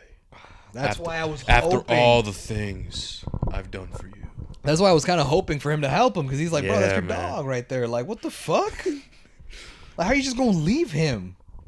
Because then again, if I remember correctly, he did do a back and forth. He was like, he like looked, but then he looked back and he's like, I gotta take the president out of here. So like, what do I do? Fuck it. That's when he kind of prioritized the president and he drove off. Mm-hmm. And that's how the episode ends, is with Talos, quote unquote, supposedly dying. Yeah, man. In the hands of Gravik. Gravik kills Talos. But my thing is, like, is he actually dead? Is he not? I don't know. Yeah. I don't think he is, man. I feel like I just don't think he is. I will say, for this death, even if it is a fake death, and they end up bringing him back. Yeah. I was going to say that I actually do felt like, despite if it is a real death or not, I hope it's not, I actually felt this death, like I said, Steak, rather than like, Gaia's, where it just felt like nothing. Right. But him, I actually was like, fuck, bro, like, Talos, it's raps. But, like, for him, I actually felt it. I guess there's another thing that I was also noticing, bro, is that Nick Fury throughout this episode, like, he's kind of, like, selfish. And he's not necessarily he's doing everything he can to try to get back to the normal Nick Fury that he once was, even if that means like him being selfish, right? Like he's like, remember that whole scene that we got in the car where, you know, because of me, you got those ranks because of me, all this different shit, and Nick Fury was trying to pass it off like he did it himself, you know, or maybe, like I said, he's not really appreciative to, I guess, his... I don't know. For some reason, I have a feeling that Nick Fury is kind of just using his wife a bit. Like maybe some, like some spy shit or, like, something like that. I don't know. I think there is some love there, but I don't think he's, like, in love with her, like, in her scroll form. I don't see that happening, if that makes sense. Interesting. And then him leaving Talos there, I don't know. I think he's just being, like selfish. But then again, you did make a good point. It's like, oh shit, it's the president. Like if he dies, like. But then again, like I was about to say, like if the president dies, it's a World War III. But then again, already technically, isn't it technically started because Russian soldiers were killing American soldiers and vice versa? Like, isn't that already insinuates a war? Yeah, that's true. You know what I mean? But I don't know. I guess I'm just saying, like, I kind of see some themes that were like Nick Fury, like, is not really appreciative towards like the Skrulls, and like he didn't seem really sorry about leaving his wife and stuff, even after he came back and stuff like that. You know what I mean? Like he thought about himself. Like he came back, and like you said, like he just left to the space. Like he wasn't thinking about her. You know what I mean? Yeah, that's true. So I see these selfish types of things where he is not necessarily giving credit when it's due, if that makes sense. Yeah. I don't know, something subtle that I just picked up on, whatever. But yeah, that's what I saw. But yeah, so we already talked about how that's how it ends, bro. Pitch black, boom, that's it. Mm-hmm. And so far, I don't think there's any end credits, man. Because I was about to say I don't really check. I always check. Oh, okay. I always check just to make sure, but no. Okay, so yeah, guys, so that's gonna be it, man. We're gonna give our rating. And then we're gonna get into the questions and comments, guys, and then that'll be it for the show. What would you rate this episode, man? I would probably put this episode, bro, up there with episode 2, and I'm gonna give this probably like a 9 out of 10. A 9 out of 10? Yeah, I think it is probably the other best episode we've gotten so far. Yeah, you're right. Because I finally felt like shit actually happened with that whole shootout at the end, and then everything else that the show had as strengths, which is the dialogue, the tension, and all this other shit, bro. Like it was all there. Yeah, dude, you're right. I'm gonna agree with you. I think a 9. I think it's a 9. It's better than every single episode that we've seen, and everything was there. We finally got something happening. But yeah, okay. So we're both 9s. All right. Okay, guys. So, thank you guys, so much for listening. If you guys want to stay if you guys want to continue to stay and listen to the questions and everything and comments, feel free to stay. But yeah, that's gonna be our review for the 4th episode of Secret Invasion. So now let's get to the questions and comments really quickly. Let's see if I have them right here. Give me a second, guys. So this one, the first question, I guess, in comment as well, is from Ramis. I keep saying Ramis. Yeah, shout out to you, Ramis. He says, "Hello, HRV team. Thank you for responding to my questions and listening to my analysis on the Flash versus Reverse Flash. Mm-hmm. Much appreciated. As for the Matt Reeves and Robert Pattinson Batman movie, I loved it. Yeah, a true masterpiece. W take. Yeah, a true masterpiece for a Batman film. Dude, we agree. Yeah, it's so good. We agree, but this is the part where we don't agree. Oh, no, nothing crazy. Crazy. Fuck. This part, he says it's a 9 out of 10. He says, parentheses, I don't do 10s as I don't believe any film is that perfect. Okay, all right then. You know, like technically true. So like you you're mean to right. tell me that is my dude, this is my favorite movie of all time, but it's not a 10. Because technically it's not perfect. So No, like, we get it. Like, but my question would be like, okay, but like take your favorite movie of all time. Like, okay, so where's the flaw? Yeah, right. Nah, but I just don't like the colors. I just know it's not perfect. There's something I just haven't found it. I just haven't found it. No, yeah, but that's what he thinks. But I mean, technically, I get it. You know, technically, not. It's true. I guess not every movie is like absolutely like flawless, perfect, like sure. super flawless. Right. But yeah. So yeah, that's what he said. But this Batman film was everything I wanted in a Batman film. We see how young he is in the role, making mistakes and figuring out what he needs to do. Mm-hmm. We see an emo Bruce Wayne because he doesn't know how to help as a rich boy. The ending was a great way to show his character change and how people of Gotham City will now now like him. Mm-hmm. From the acting, character, cinematography, and score, this film was it. Yes. That's why I would love to see That's why I would love to see Robert Pattinson Batman interact with the Justice League and our new Superman. I like the idea of giving him his own universe as well, with the whole Bat family being shown. But I grew up watching the Justice League and Justice League Unlimited cartoons and love that group and how they were shown. But that is my rating. I'm a bit of a strict rater. Thank you.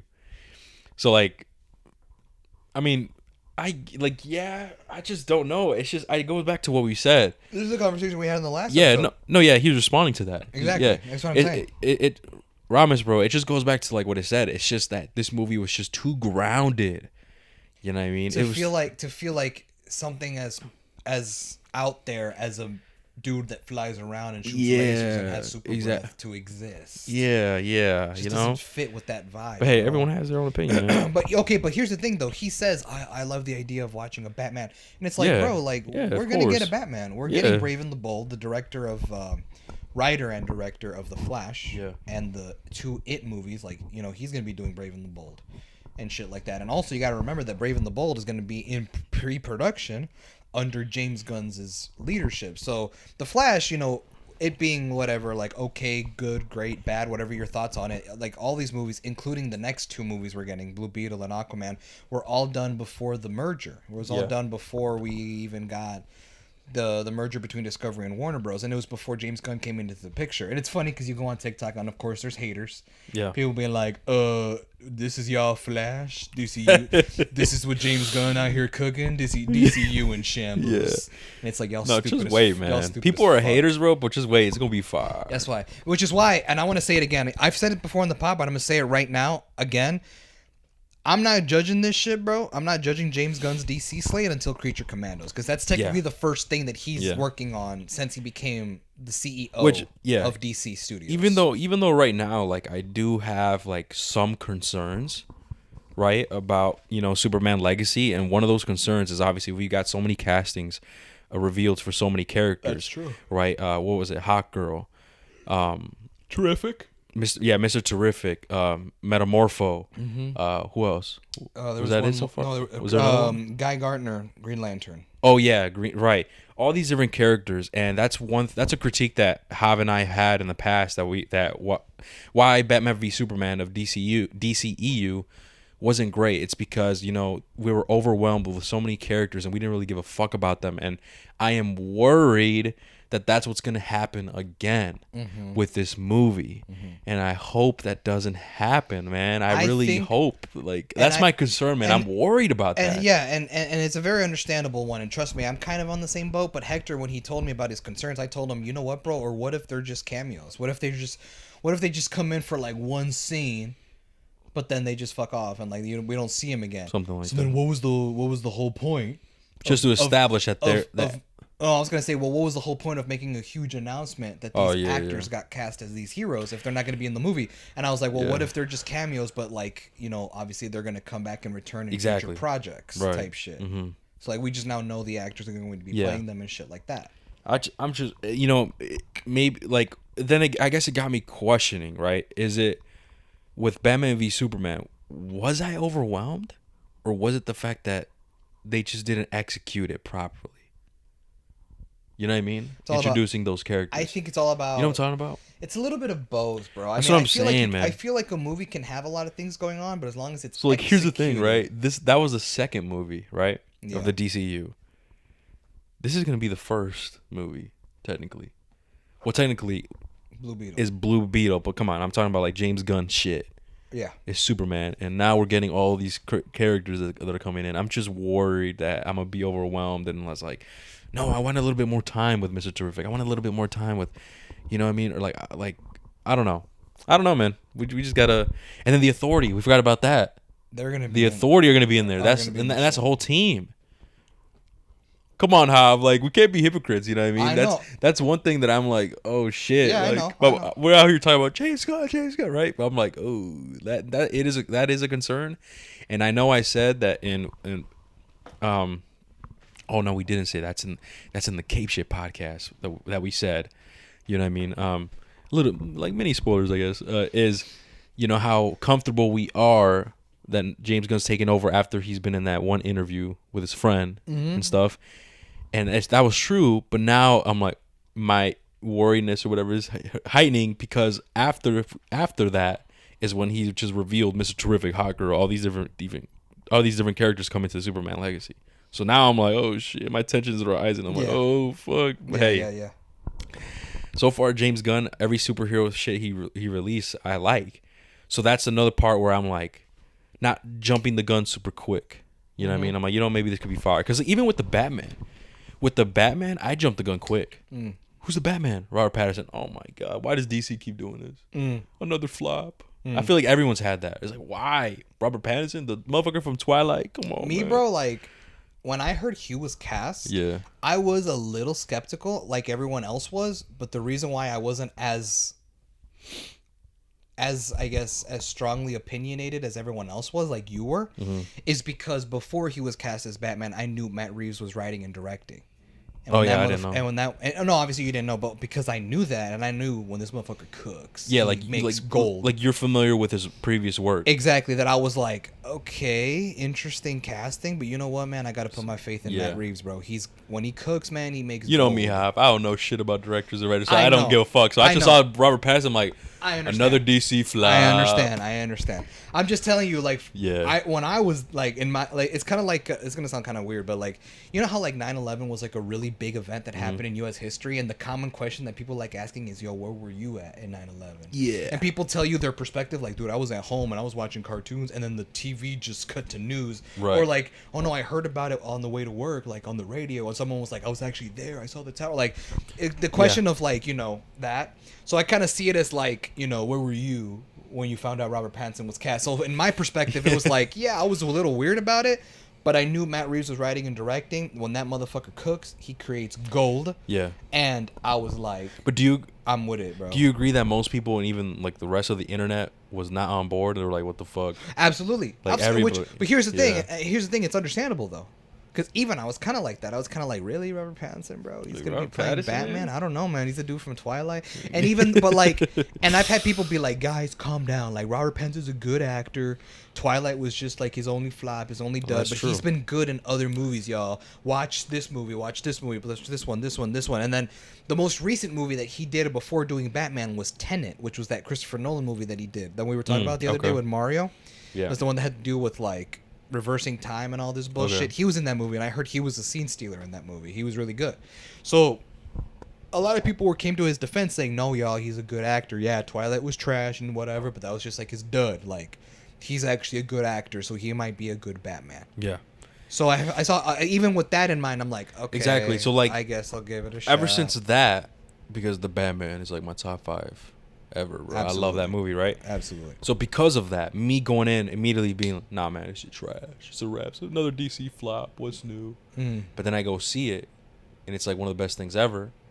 Then that really changed my perspective. It's like, okay, you know what? Like, I'm not gonna jump the gun like that anymore. Let me, like, sure, like, I'm gonna have my little moments of like concerns and shit. But I gotta just see it. You know what I mean? Yeah. You know what I mean? And that's what's gonna happen.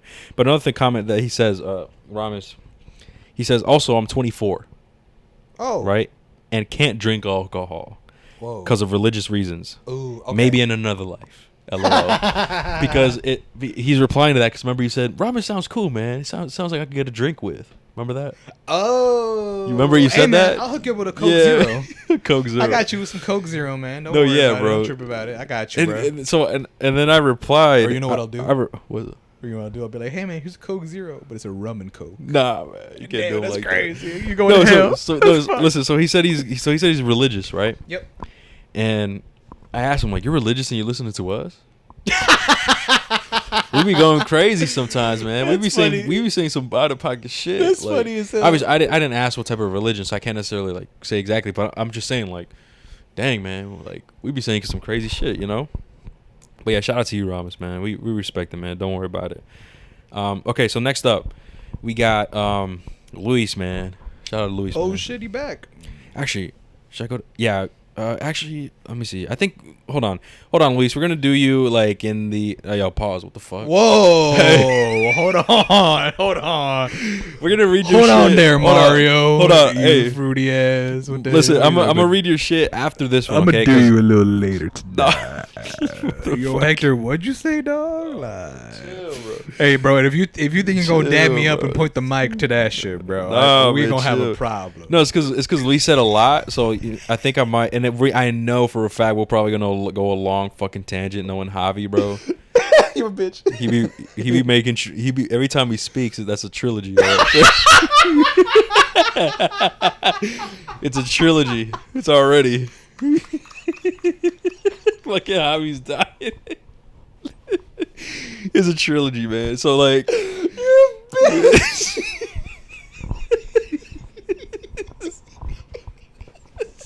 It's a trilogy.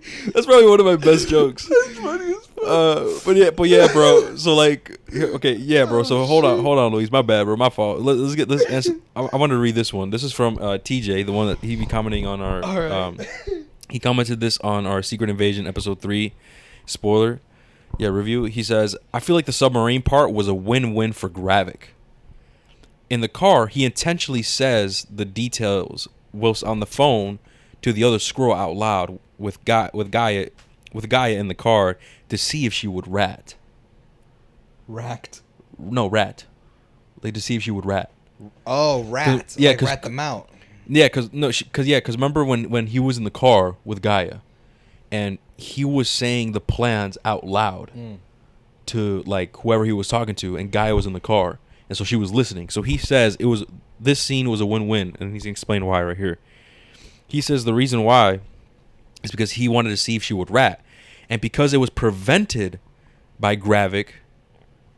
Because of the situation was prevented, Gravik knew she was the mole. You know, He said it took me a bit to realize, but the old man who gives the phone to Talos is Gaia. Maybe it's just who didn't clock onto that, or click onto that. It took me a bit to realize, but the old man who gives the phone to Talos is Gaia. Maybe it's just me who didn't clock into that.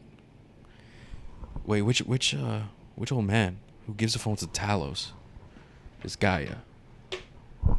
I think there was a scene. I think I vaguely remember that there was a scene where he meets up with somebody. Yeah. Okay. But yeah, he was just explaining how he thinks the submarine part would have been a win-win. Sure. Because like, let's say if it wasn't prevented, well, he got what he wanted. If it was prevented, okay, it was prevented, but now I know who the mole is. I know who fucking helped to prevent it. Yeah. Only I know this plan and this person and the girl right next to me. Mm-hmm. Mm-hmm. So yeah, shout out to you, TJ. I agree with him. Okay, so now I'm trying to remember. Oh, and I think TJ has more real quick. Sorry, Luis, man, we finna do you last. Yo. So actually, oh shit, my bad. So yeah, TJ, a couple days ago, he asked questions on our Transformers: Rise of the Beast review, which was a month ago. Oh shit. Okay. Yeah, so yeah, appreciate you going back and listening. But yeah, he says, out of DC, Marvel, and Transformers, which universe would you like to live in? None of them. One. He says, one as a random civilian, and one where you can choose a character and have their powers. Okay, that one's more fun. Me personally, I'm not having Ultron trying to shoot my house into space. Okay.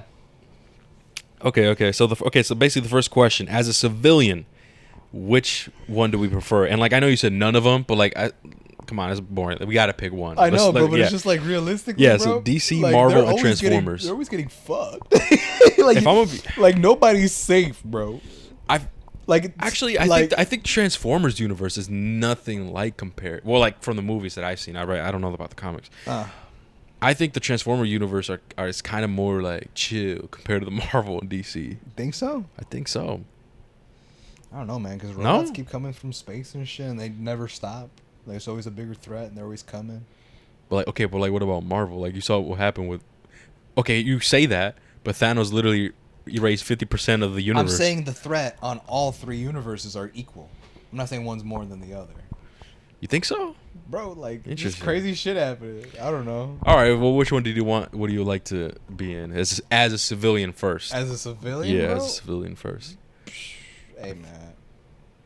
I guess I can't say Transformers because in that movie we saw that the really big villain, whatever it was, can devour planets. So like it's a wraps.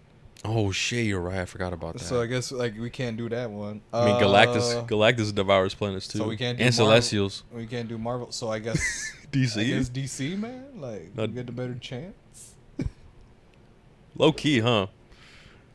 Fuck, man. I have no idea. Yeah, I don't know, man. That's tough. But if I'm gonna choose, I think I'm going DC. The reason why, Superman solos.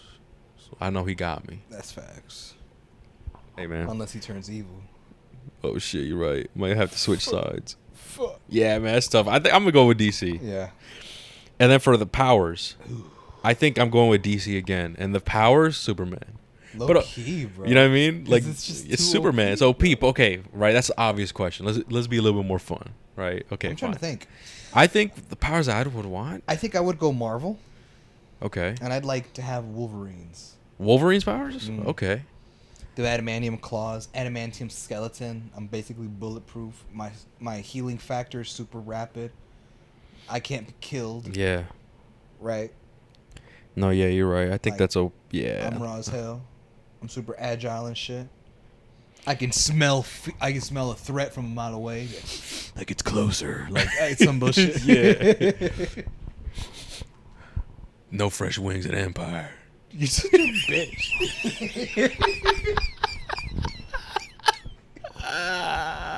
You're such a bitch. You halfway across the world.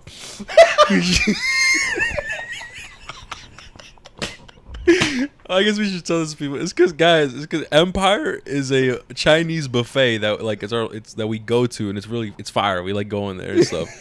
And so I make the joke. Say with Mario, we make the joke that like because Hav really likes going there. Like he would go more frequently than us. Well, back then, right? And so that would be the joke. Is like he just be going a lot type shit. And like the wings part is because they have what they have chicken, like fried chicken. They had like fried chicken over there, and Hav says like it's fire when it's like fresh or something. Yeah. I never had it. Maybe it is fire. I gotta try it.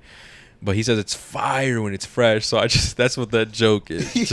It's inside jokes are like the fried chicken ain't fresh. Halfway through the world, dude. When you're in a secret mission, jumping from a plane. God damn it. I'm free falling into yeah, like into America. I'd be like where's the nearest empire? Yeah. That's just head towards that direction. But yeah, okay. So I think for my powers, I mean, fuck, dude. Like I said, obviously Superman, right? Because I would like to fly and stuff, and obviously he's OP. But I guess another thing I think that would be pretty cool is fucking maybe the Flash. I like That to would be cool. like running fast as fuck. Like I'm there, I'm there. You know what I mean? I think I'd do that. But yeah, okay. So that was bro. That was TJ. I think that was all. I would think that was everything from him. And I think we got moving on. Let's get into Kevin, bro. Shout out to you, Kevin. He says, yeah, I have a question for the next episode of Secret Invasion for episode 4 about the Skrulls, the people that they pretend to be. Do you think they are dead, or do you think they are like preserved in that room with the rest of those people? I'm asking like if it shows like big time characters being Skrulls, like the whole entire time. Right, and I mean, I'm pretty sure I don't think they're dead. Mm-mm. No, I don't think they're dead because I think they just have them.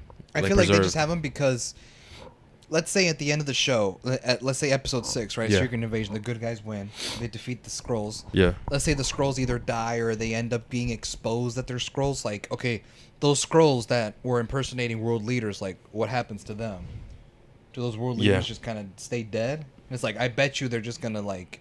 I bet you the people that they're impersonating, they're not dead. They're just being preserved, and they're going to come back to life. They're like, okay, I got to go back to life now. Like, I just got to go back to my position. And they're just going to come in and fill in the roles when the Skrulls were taking their place. Yeah.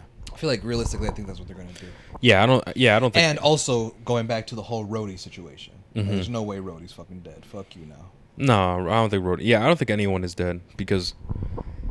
No, they aren't. They aren't. To answer your question, Kevin, I truly believe they aren't, because in the episode we see, They keep them there to take their memories. exactly. Gaia was there to look through a person's memories, So meaning they still have to be conscience. alive. Yeah, they have to be alive. Yeah. So yeah, bro. Shout out to you, bro. Okay, now let's get to Luis because he had a lot to say. He says, "Yo, 100% agree with Hav. The movie Chronicle was dope as fuck. Dude, Chronicle go hard. Thank you, Luis. I also agree with your guys' take on how invasion should have ended. The plane should have blown up even after they gave the code to stop it. Yep. Because low key, I'm not even interested no more." Okay. Listen, and here's my thing, right? Because like this show, man, I like it now. Like I've always liked it. But like my thing is like, how do I pitch it to people? Like if I tell them, hey man, you gotta check out Secret Invasion. It's episode 4 is when it get crazy. You know, it's just No, I would just tell them, listen, it's a slow start. It's gonna take a bit to get going, but when it does, it gets like you're hooked. I feel like that's how I would pitch it to people. Understandably, I understand where he's coming from. I don't know if Luis ended up watching episode 4, bro, but I guess if you made it this far into the review, you already know what happens. And you already know that it's fire. We gave it 9s, so. Yeah. But yeah, no, I definitely understand where he's coming from because, like I said, those episodes, like 3 episodes in, bro, it still feels like setup. Like, what are we setting up to, bitch? Like, what the fuck? So yeah, he says, I'm low key not interested no more. Too much setup. Yeah. He said, yo, in 6, I went back and heard your Nope review, and your take on how it should have ended would have been crazy. Just have clouds all over the world, and that just kind of lets you know these aliens are everywhere. And he puts a mind-blown emoji. I don't know. Did you hear my take on that? I think I did, bro, but it was a while ago. Like, hey, bro, shout out to you, man. That Nope review was fucking... That's like last year, bro. That's a long time ago. That's back when nobody was listening to us. But yeah, I guess really quickly, for people who haven't listened, right? It's spoilers? Yeah, technically it is spoilers. For Nope, yes. Should I just mention it? I mean... if you want, you can, bro, but just warn them. Hey, man, spoilers for Nope. Okay, you know what, guys? I'm going to explain what he's talking about at the very, very end of the show. You know what I'm talking about? Oh, like before we sign out? Like before we sign out, yeah. Just because, like, I don't want to, like, say spoilers right now and then people click off when, you know what I mean? Like, right now. So don't worry, I'll explain that in a bit, guys. So he says, also, some random question. I don't know if y'all have answered this, but what are y'all favorite superhero and supervillain? And what powers would you guys like? So that one we answered just now. The powers. Yeah, I would like flight and like speed. I said Wolverine's powers would be cool. Yeah. Now, as far as favorite heroes and villains, we answered that one too. But that one we answered. We did? Yes, we did. When? We answered that. that one we answered when we did the video on one of the two videos on DC that we did with Danny. It was one of those two. Yeah, but I doubt we had people listening back then. I think so. No, yeah, I'm just saying because he asked. I don't know if anyone asked y'all. Oh yeah. But no one even asked us. This is just something that we had like a tangent in the conversation. But if you remember, Mario said his favorite Marvel was Thor. Or no, it was Hulk. It was Hulk. Hulk. That's Mario's favorite Marvel, and then DC was Batman. He said Batman. Yeah, and then villain. I don't think he said a super villain. He did not say a villain. That one's new. Yeah. Okay. So damn. And then Danny, I forgot what he said, bro. I'm not gonna lie. I think he said Spider-Man. Oh yeah. Mine's Spider-Man. My favorite hero is Spider-Man. So I would say Spider-Man is of all time. Okay. And then villain. Villain. That's the thing, bro. I'm gonna have to think about that one. Favorite villain. Yeah, that is one you got to think about. Because I love the Joker, bro. I love the Joker, but I don't know if I see him as my favorite. You know what I mean? Like, he's raw, but like when I think about him, I don't go, yeah, he's the best. Like, I don't know. I feel like maybe there's someone out there. There's a lot of fucking favorite characters that I have, though, that I really fucking like. I don't know, man. Hey, listen, this might sound like a cheap answer, bro, but my favorite villain, I'm going to have to go with Dr. Octopus, specifically from Raimi's Spider-Man 2. Okay. No, yeah, not like Dr. Octopus as a character, even though he is raw. Or do you want to? He is raw. Okay, how about this? Do you want to do heroes and villains for live action, and then one from like the comics in general? Let's do that. Want to do that? All right. So for live action, who's your favorite hero? Spider-Man still? I think I'm torn between Tobey's Spider-Man. Okay. And Iron Man. Oh wow! Okay. Don't get me wrong. I fuck with a lot of other people, like Captain America and all them. But like, Iron Man is just my dog, bro. I always fucked with Robert Downey Jr. With Iron Man. But if it's live action villain, like I said, Alfred Molina's is Dr. Octopus from Spider-Man 2. And then for the comics Spider-Man? I would say Spider-Man. Again? Okay. And then villain? And I guess villain, like I said, I'm not sure, bro. Like what's a memorable villain? I'm trying to think. I got mine. I got Who one. would you say is yours? A villain that I really like? Yeah. Dr. Doom. I really like him. He is good, bro. I really like him. He is really good. I might have to go with Dr. Doom. Dr. Doom? Too, bro. All right, bet. So, so for me, live action, favorite superhero, I'm going to go with Netflix Daredevil. Yeah, I had a feeling you would. I'm going to go with him. That's my favorite, man. Yeah. Okay.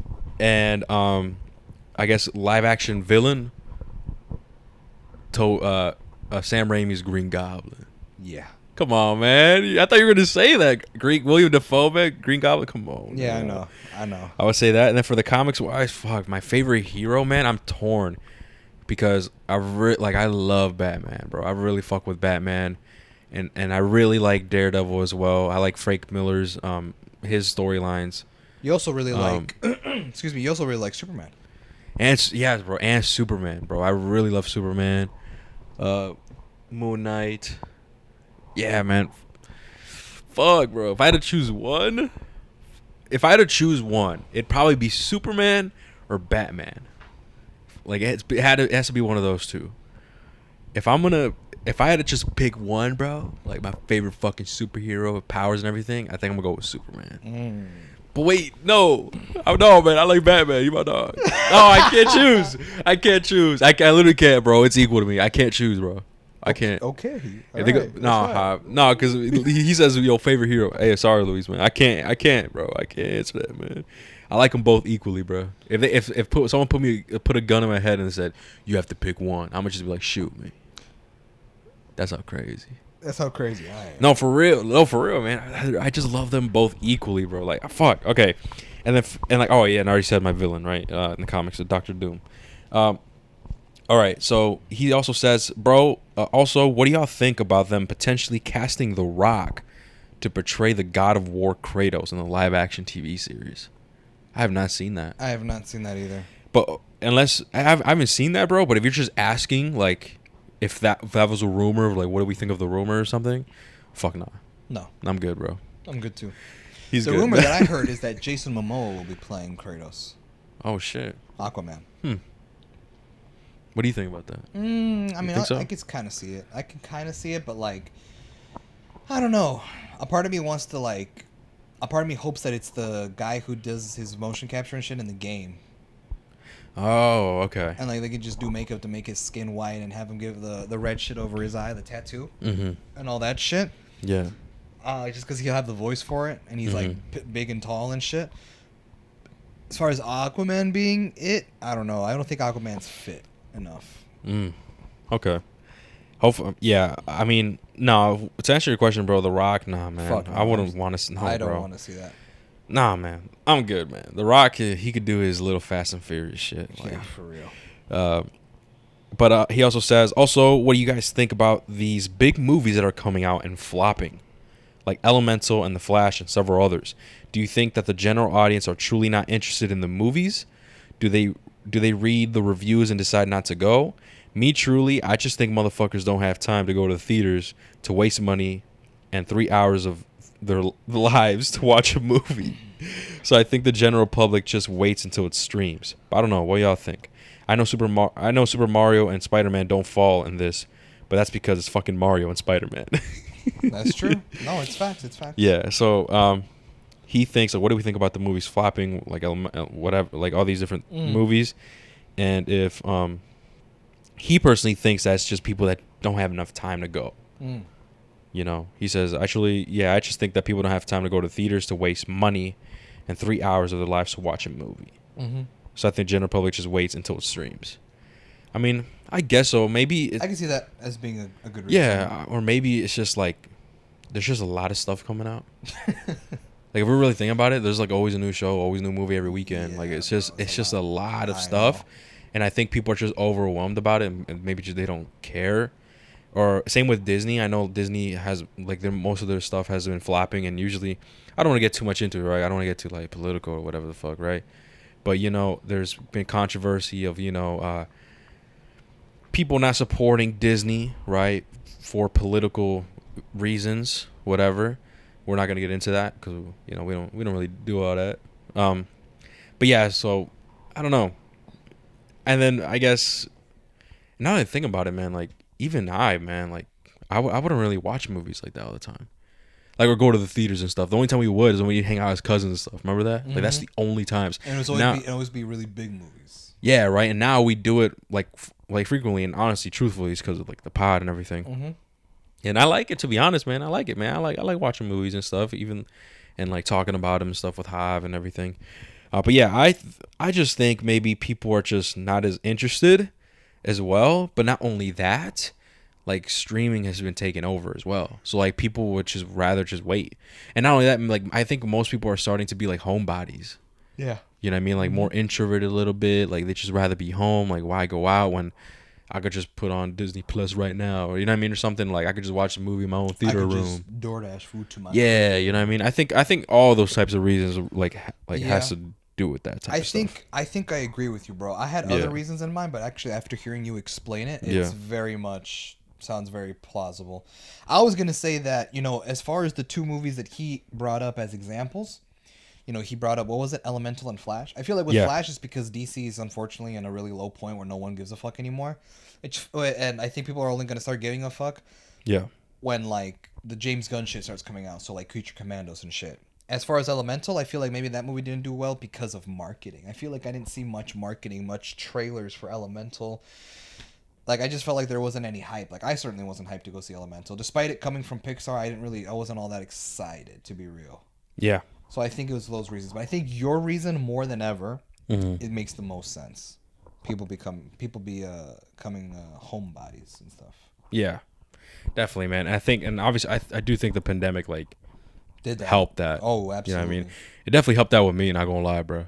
Like, I mean, I've always kind of been a homebody, but like when the whole pandemic happened, like it kind of solidified. I'm like, yeah, man, I'd rather just chill. Or whatever, but I do like going to the theater though. I like going to the theater and watching these cool movies and stuff with my buddies and shit. But yeah, I think it might be those reasons, and I believe that's it, guys. That's gonna be it. I think I pretty much covered everything. If you guys have any more questions or anything, make sure you guys DM us on Instagram. I mean, feel free. And let me see really quickly. Okay, we got everything, guys. So thank you guys so much for listening. We hope you guys enjoyed. How long is it? Another 2 hour, man? Fuck. It's always with a. It should when you and I are on this bitch, bro. It's always 2 hours, bro. For real. Like you know what? It's gonna be even longer. What do you mean? Because you said you were gonna talk about your nope thing. Oh fuck! Yeah, I was about to skip that shit. You're right. No, it's super quickly, I guess, guys. All right, guys. So that's gonna be end of the questions and everything. Now I'm going to explain what Luis meant about the ending that I get. My ending for Nope, Jordan Peele's Nope. So if you want to stick around and hear that, or if you don't, if you haven't seen the movie, you don't want to get spoiled, like click off. And either way, I appreciate you guys listening. And yeah, I'll see you guys in the next one. But now I'm gonna get into the explanation. Mm-hmm. So what I said. So you remember how the movie ended, Hoff? Nope. Yes. How like Vaguely. they ended up blowing up that alien thing. So my argument that I did, because I did the review, which it was just me and Mario, and what I said, bro, is I think that I thought that the alien should have won, in a sense of like escaping, because truthfully I think us humans, man, like we don't gotta win all the time, right? And this all ties back. This ending also ties back with Jordan Peele's like track record, where their endings are like type shit, like what the fuck, whatever. So what I thought, instead of the alien, dying, what if it survived? And let's say as it was leaving or escaping to survive, obviously you know how like it spits out stuff, whatever. It spits out the reels, the filming. Remember when they were filming it and trying to get it, whatever? It spits that out. And so it ends up escaping. And obviously, the chick, I forgot her name. Do you remember her name? Well, Keke Palmer's character. Yeah, her. Right? Remember how she wanted the money shot because she wanted to be famous, she wanted to get money or whatever the fuck, right? And she does become famous and whatever the fuck. So she's like, damn, they escaped. But wait, it spit out the reel. We got the footage. She gets the footage. They publicize it, right? They publicize it. News anchors are talking about, oh my God, what the fuck? She's now famous. She got the money, whatever, for the credits of this, whatever the fuck. And now people are watching this, yo, what the fuck? Look at this shit. And especially in like rural areas where it's more visible, and like that's usually where the crazy shit happens, like where they are, like farm areas, rural areas. People see the news, and then they start noticing. They're like, what the fuck? Like, what the fuck is so weird? And people maybe, get cameras, start propping up their own cameras, and maybe capturing something. Let's see if we can find something. Whatever the fuck, And then people start noticing. Yo, this cloud ain't moving, man. What the fuck? Hey, this cloud ain't moving. Yo, all over the world, people are reporting clouds that don't move. And social media, everybody's blowing up. Like, and even news anchors. Many people have reported in Japan, like different news anchors in different languages, reports of clouds not moving, related, just like the incident that happened and blah blah blah, whatever the fuck. And the whole world is just panicking. It's like, what the fuck, bro? And people are noticing. Kids are outside, like people, yo, what the fuck? And that's how it ends. Like just multiple that we just know. It's not just one. It's multiple. It's multiple, and ain't that crazy? That's what I thought of. That would have been fire. Yeah, so that's what I thought of, and it could have been related to like Jordan Peele's like his twists and shit that he has at the end of the movies. I personally came up with that ending, and I was like, bro, that would have been so fire, bro. Like, imagine, you know what I mean? Like people start noticing and shit, and it's like, what the fuck? We're not alone. It's not just one. And that one alien it didn't die; it escaped. So not only you still got that, not only in the beginning where people are freaking out, like, yo, that thing is still out there. But get this, not only that thing is out there, there's multiple. And people are noticing it from all over the world. Anyways, that's the explanation that I said, and that's what Luis was saying. That was a bit of fire. And hey, man, I'm finna go on strike, man. I'm finna go on writer's strike, man. You got to give me a cut for that. No, but man, like, yeah, that's what I thought of, man. I would have liked that a lot more and stuff. If my ending was that, I would have been a 10 out of 10. I gave it a 9. I really like the movie. Yeah. But yeah, guys. So that's the explanation with Luis. Shout out to you, Luis. Shout out to the people who stayed and listened. And yeah, now we're gonna finally sign off. Thank you guys so much for listening, and we'll catch you on the next one, guys. Take care. See you.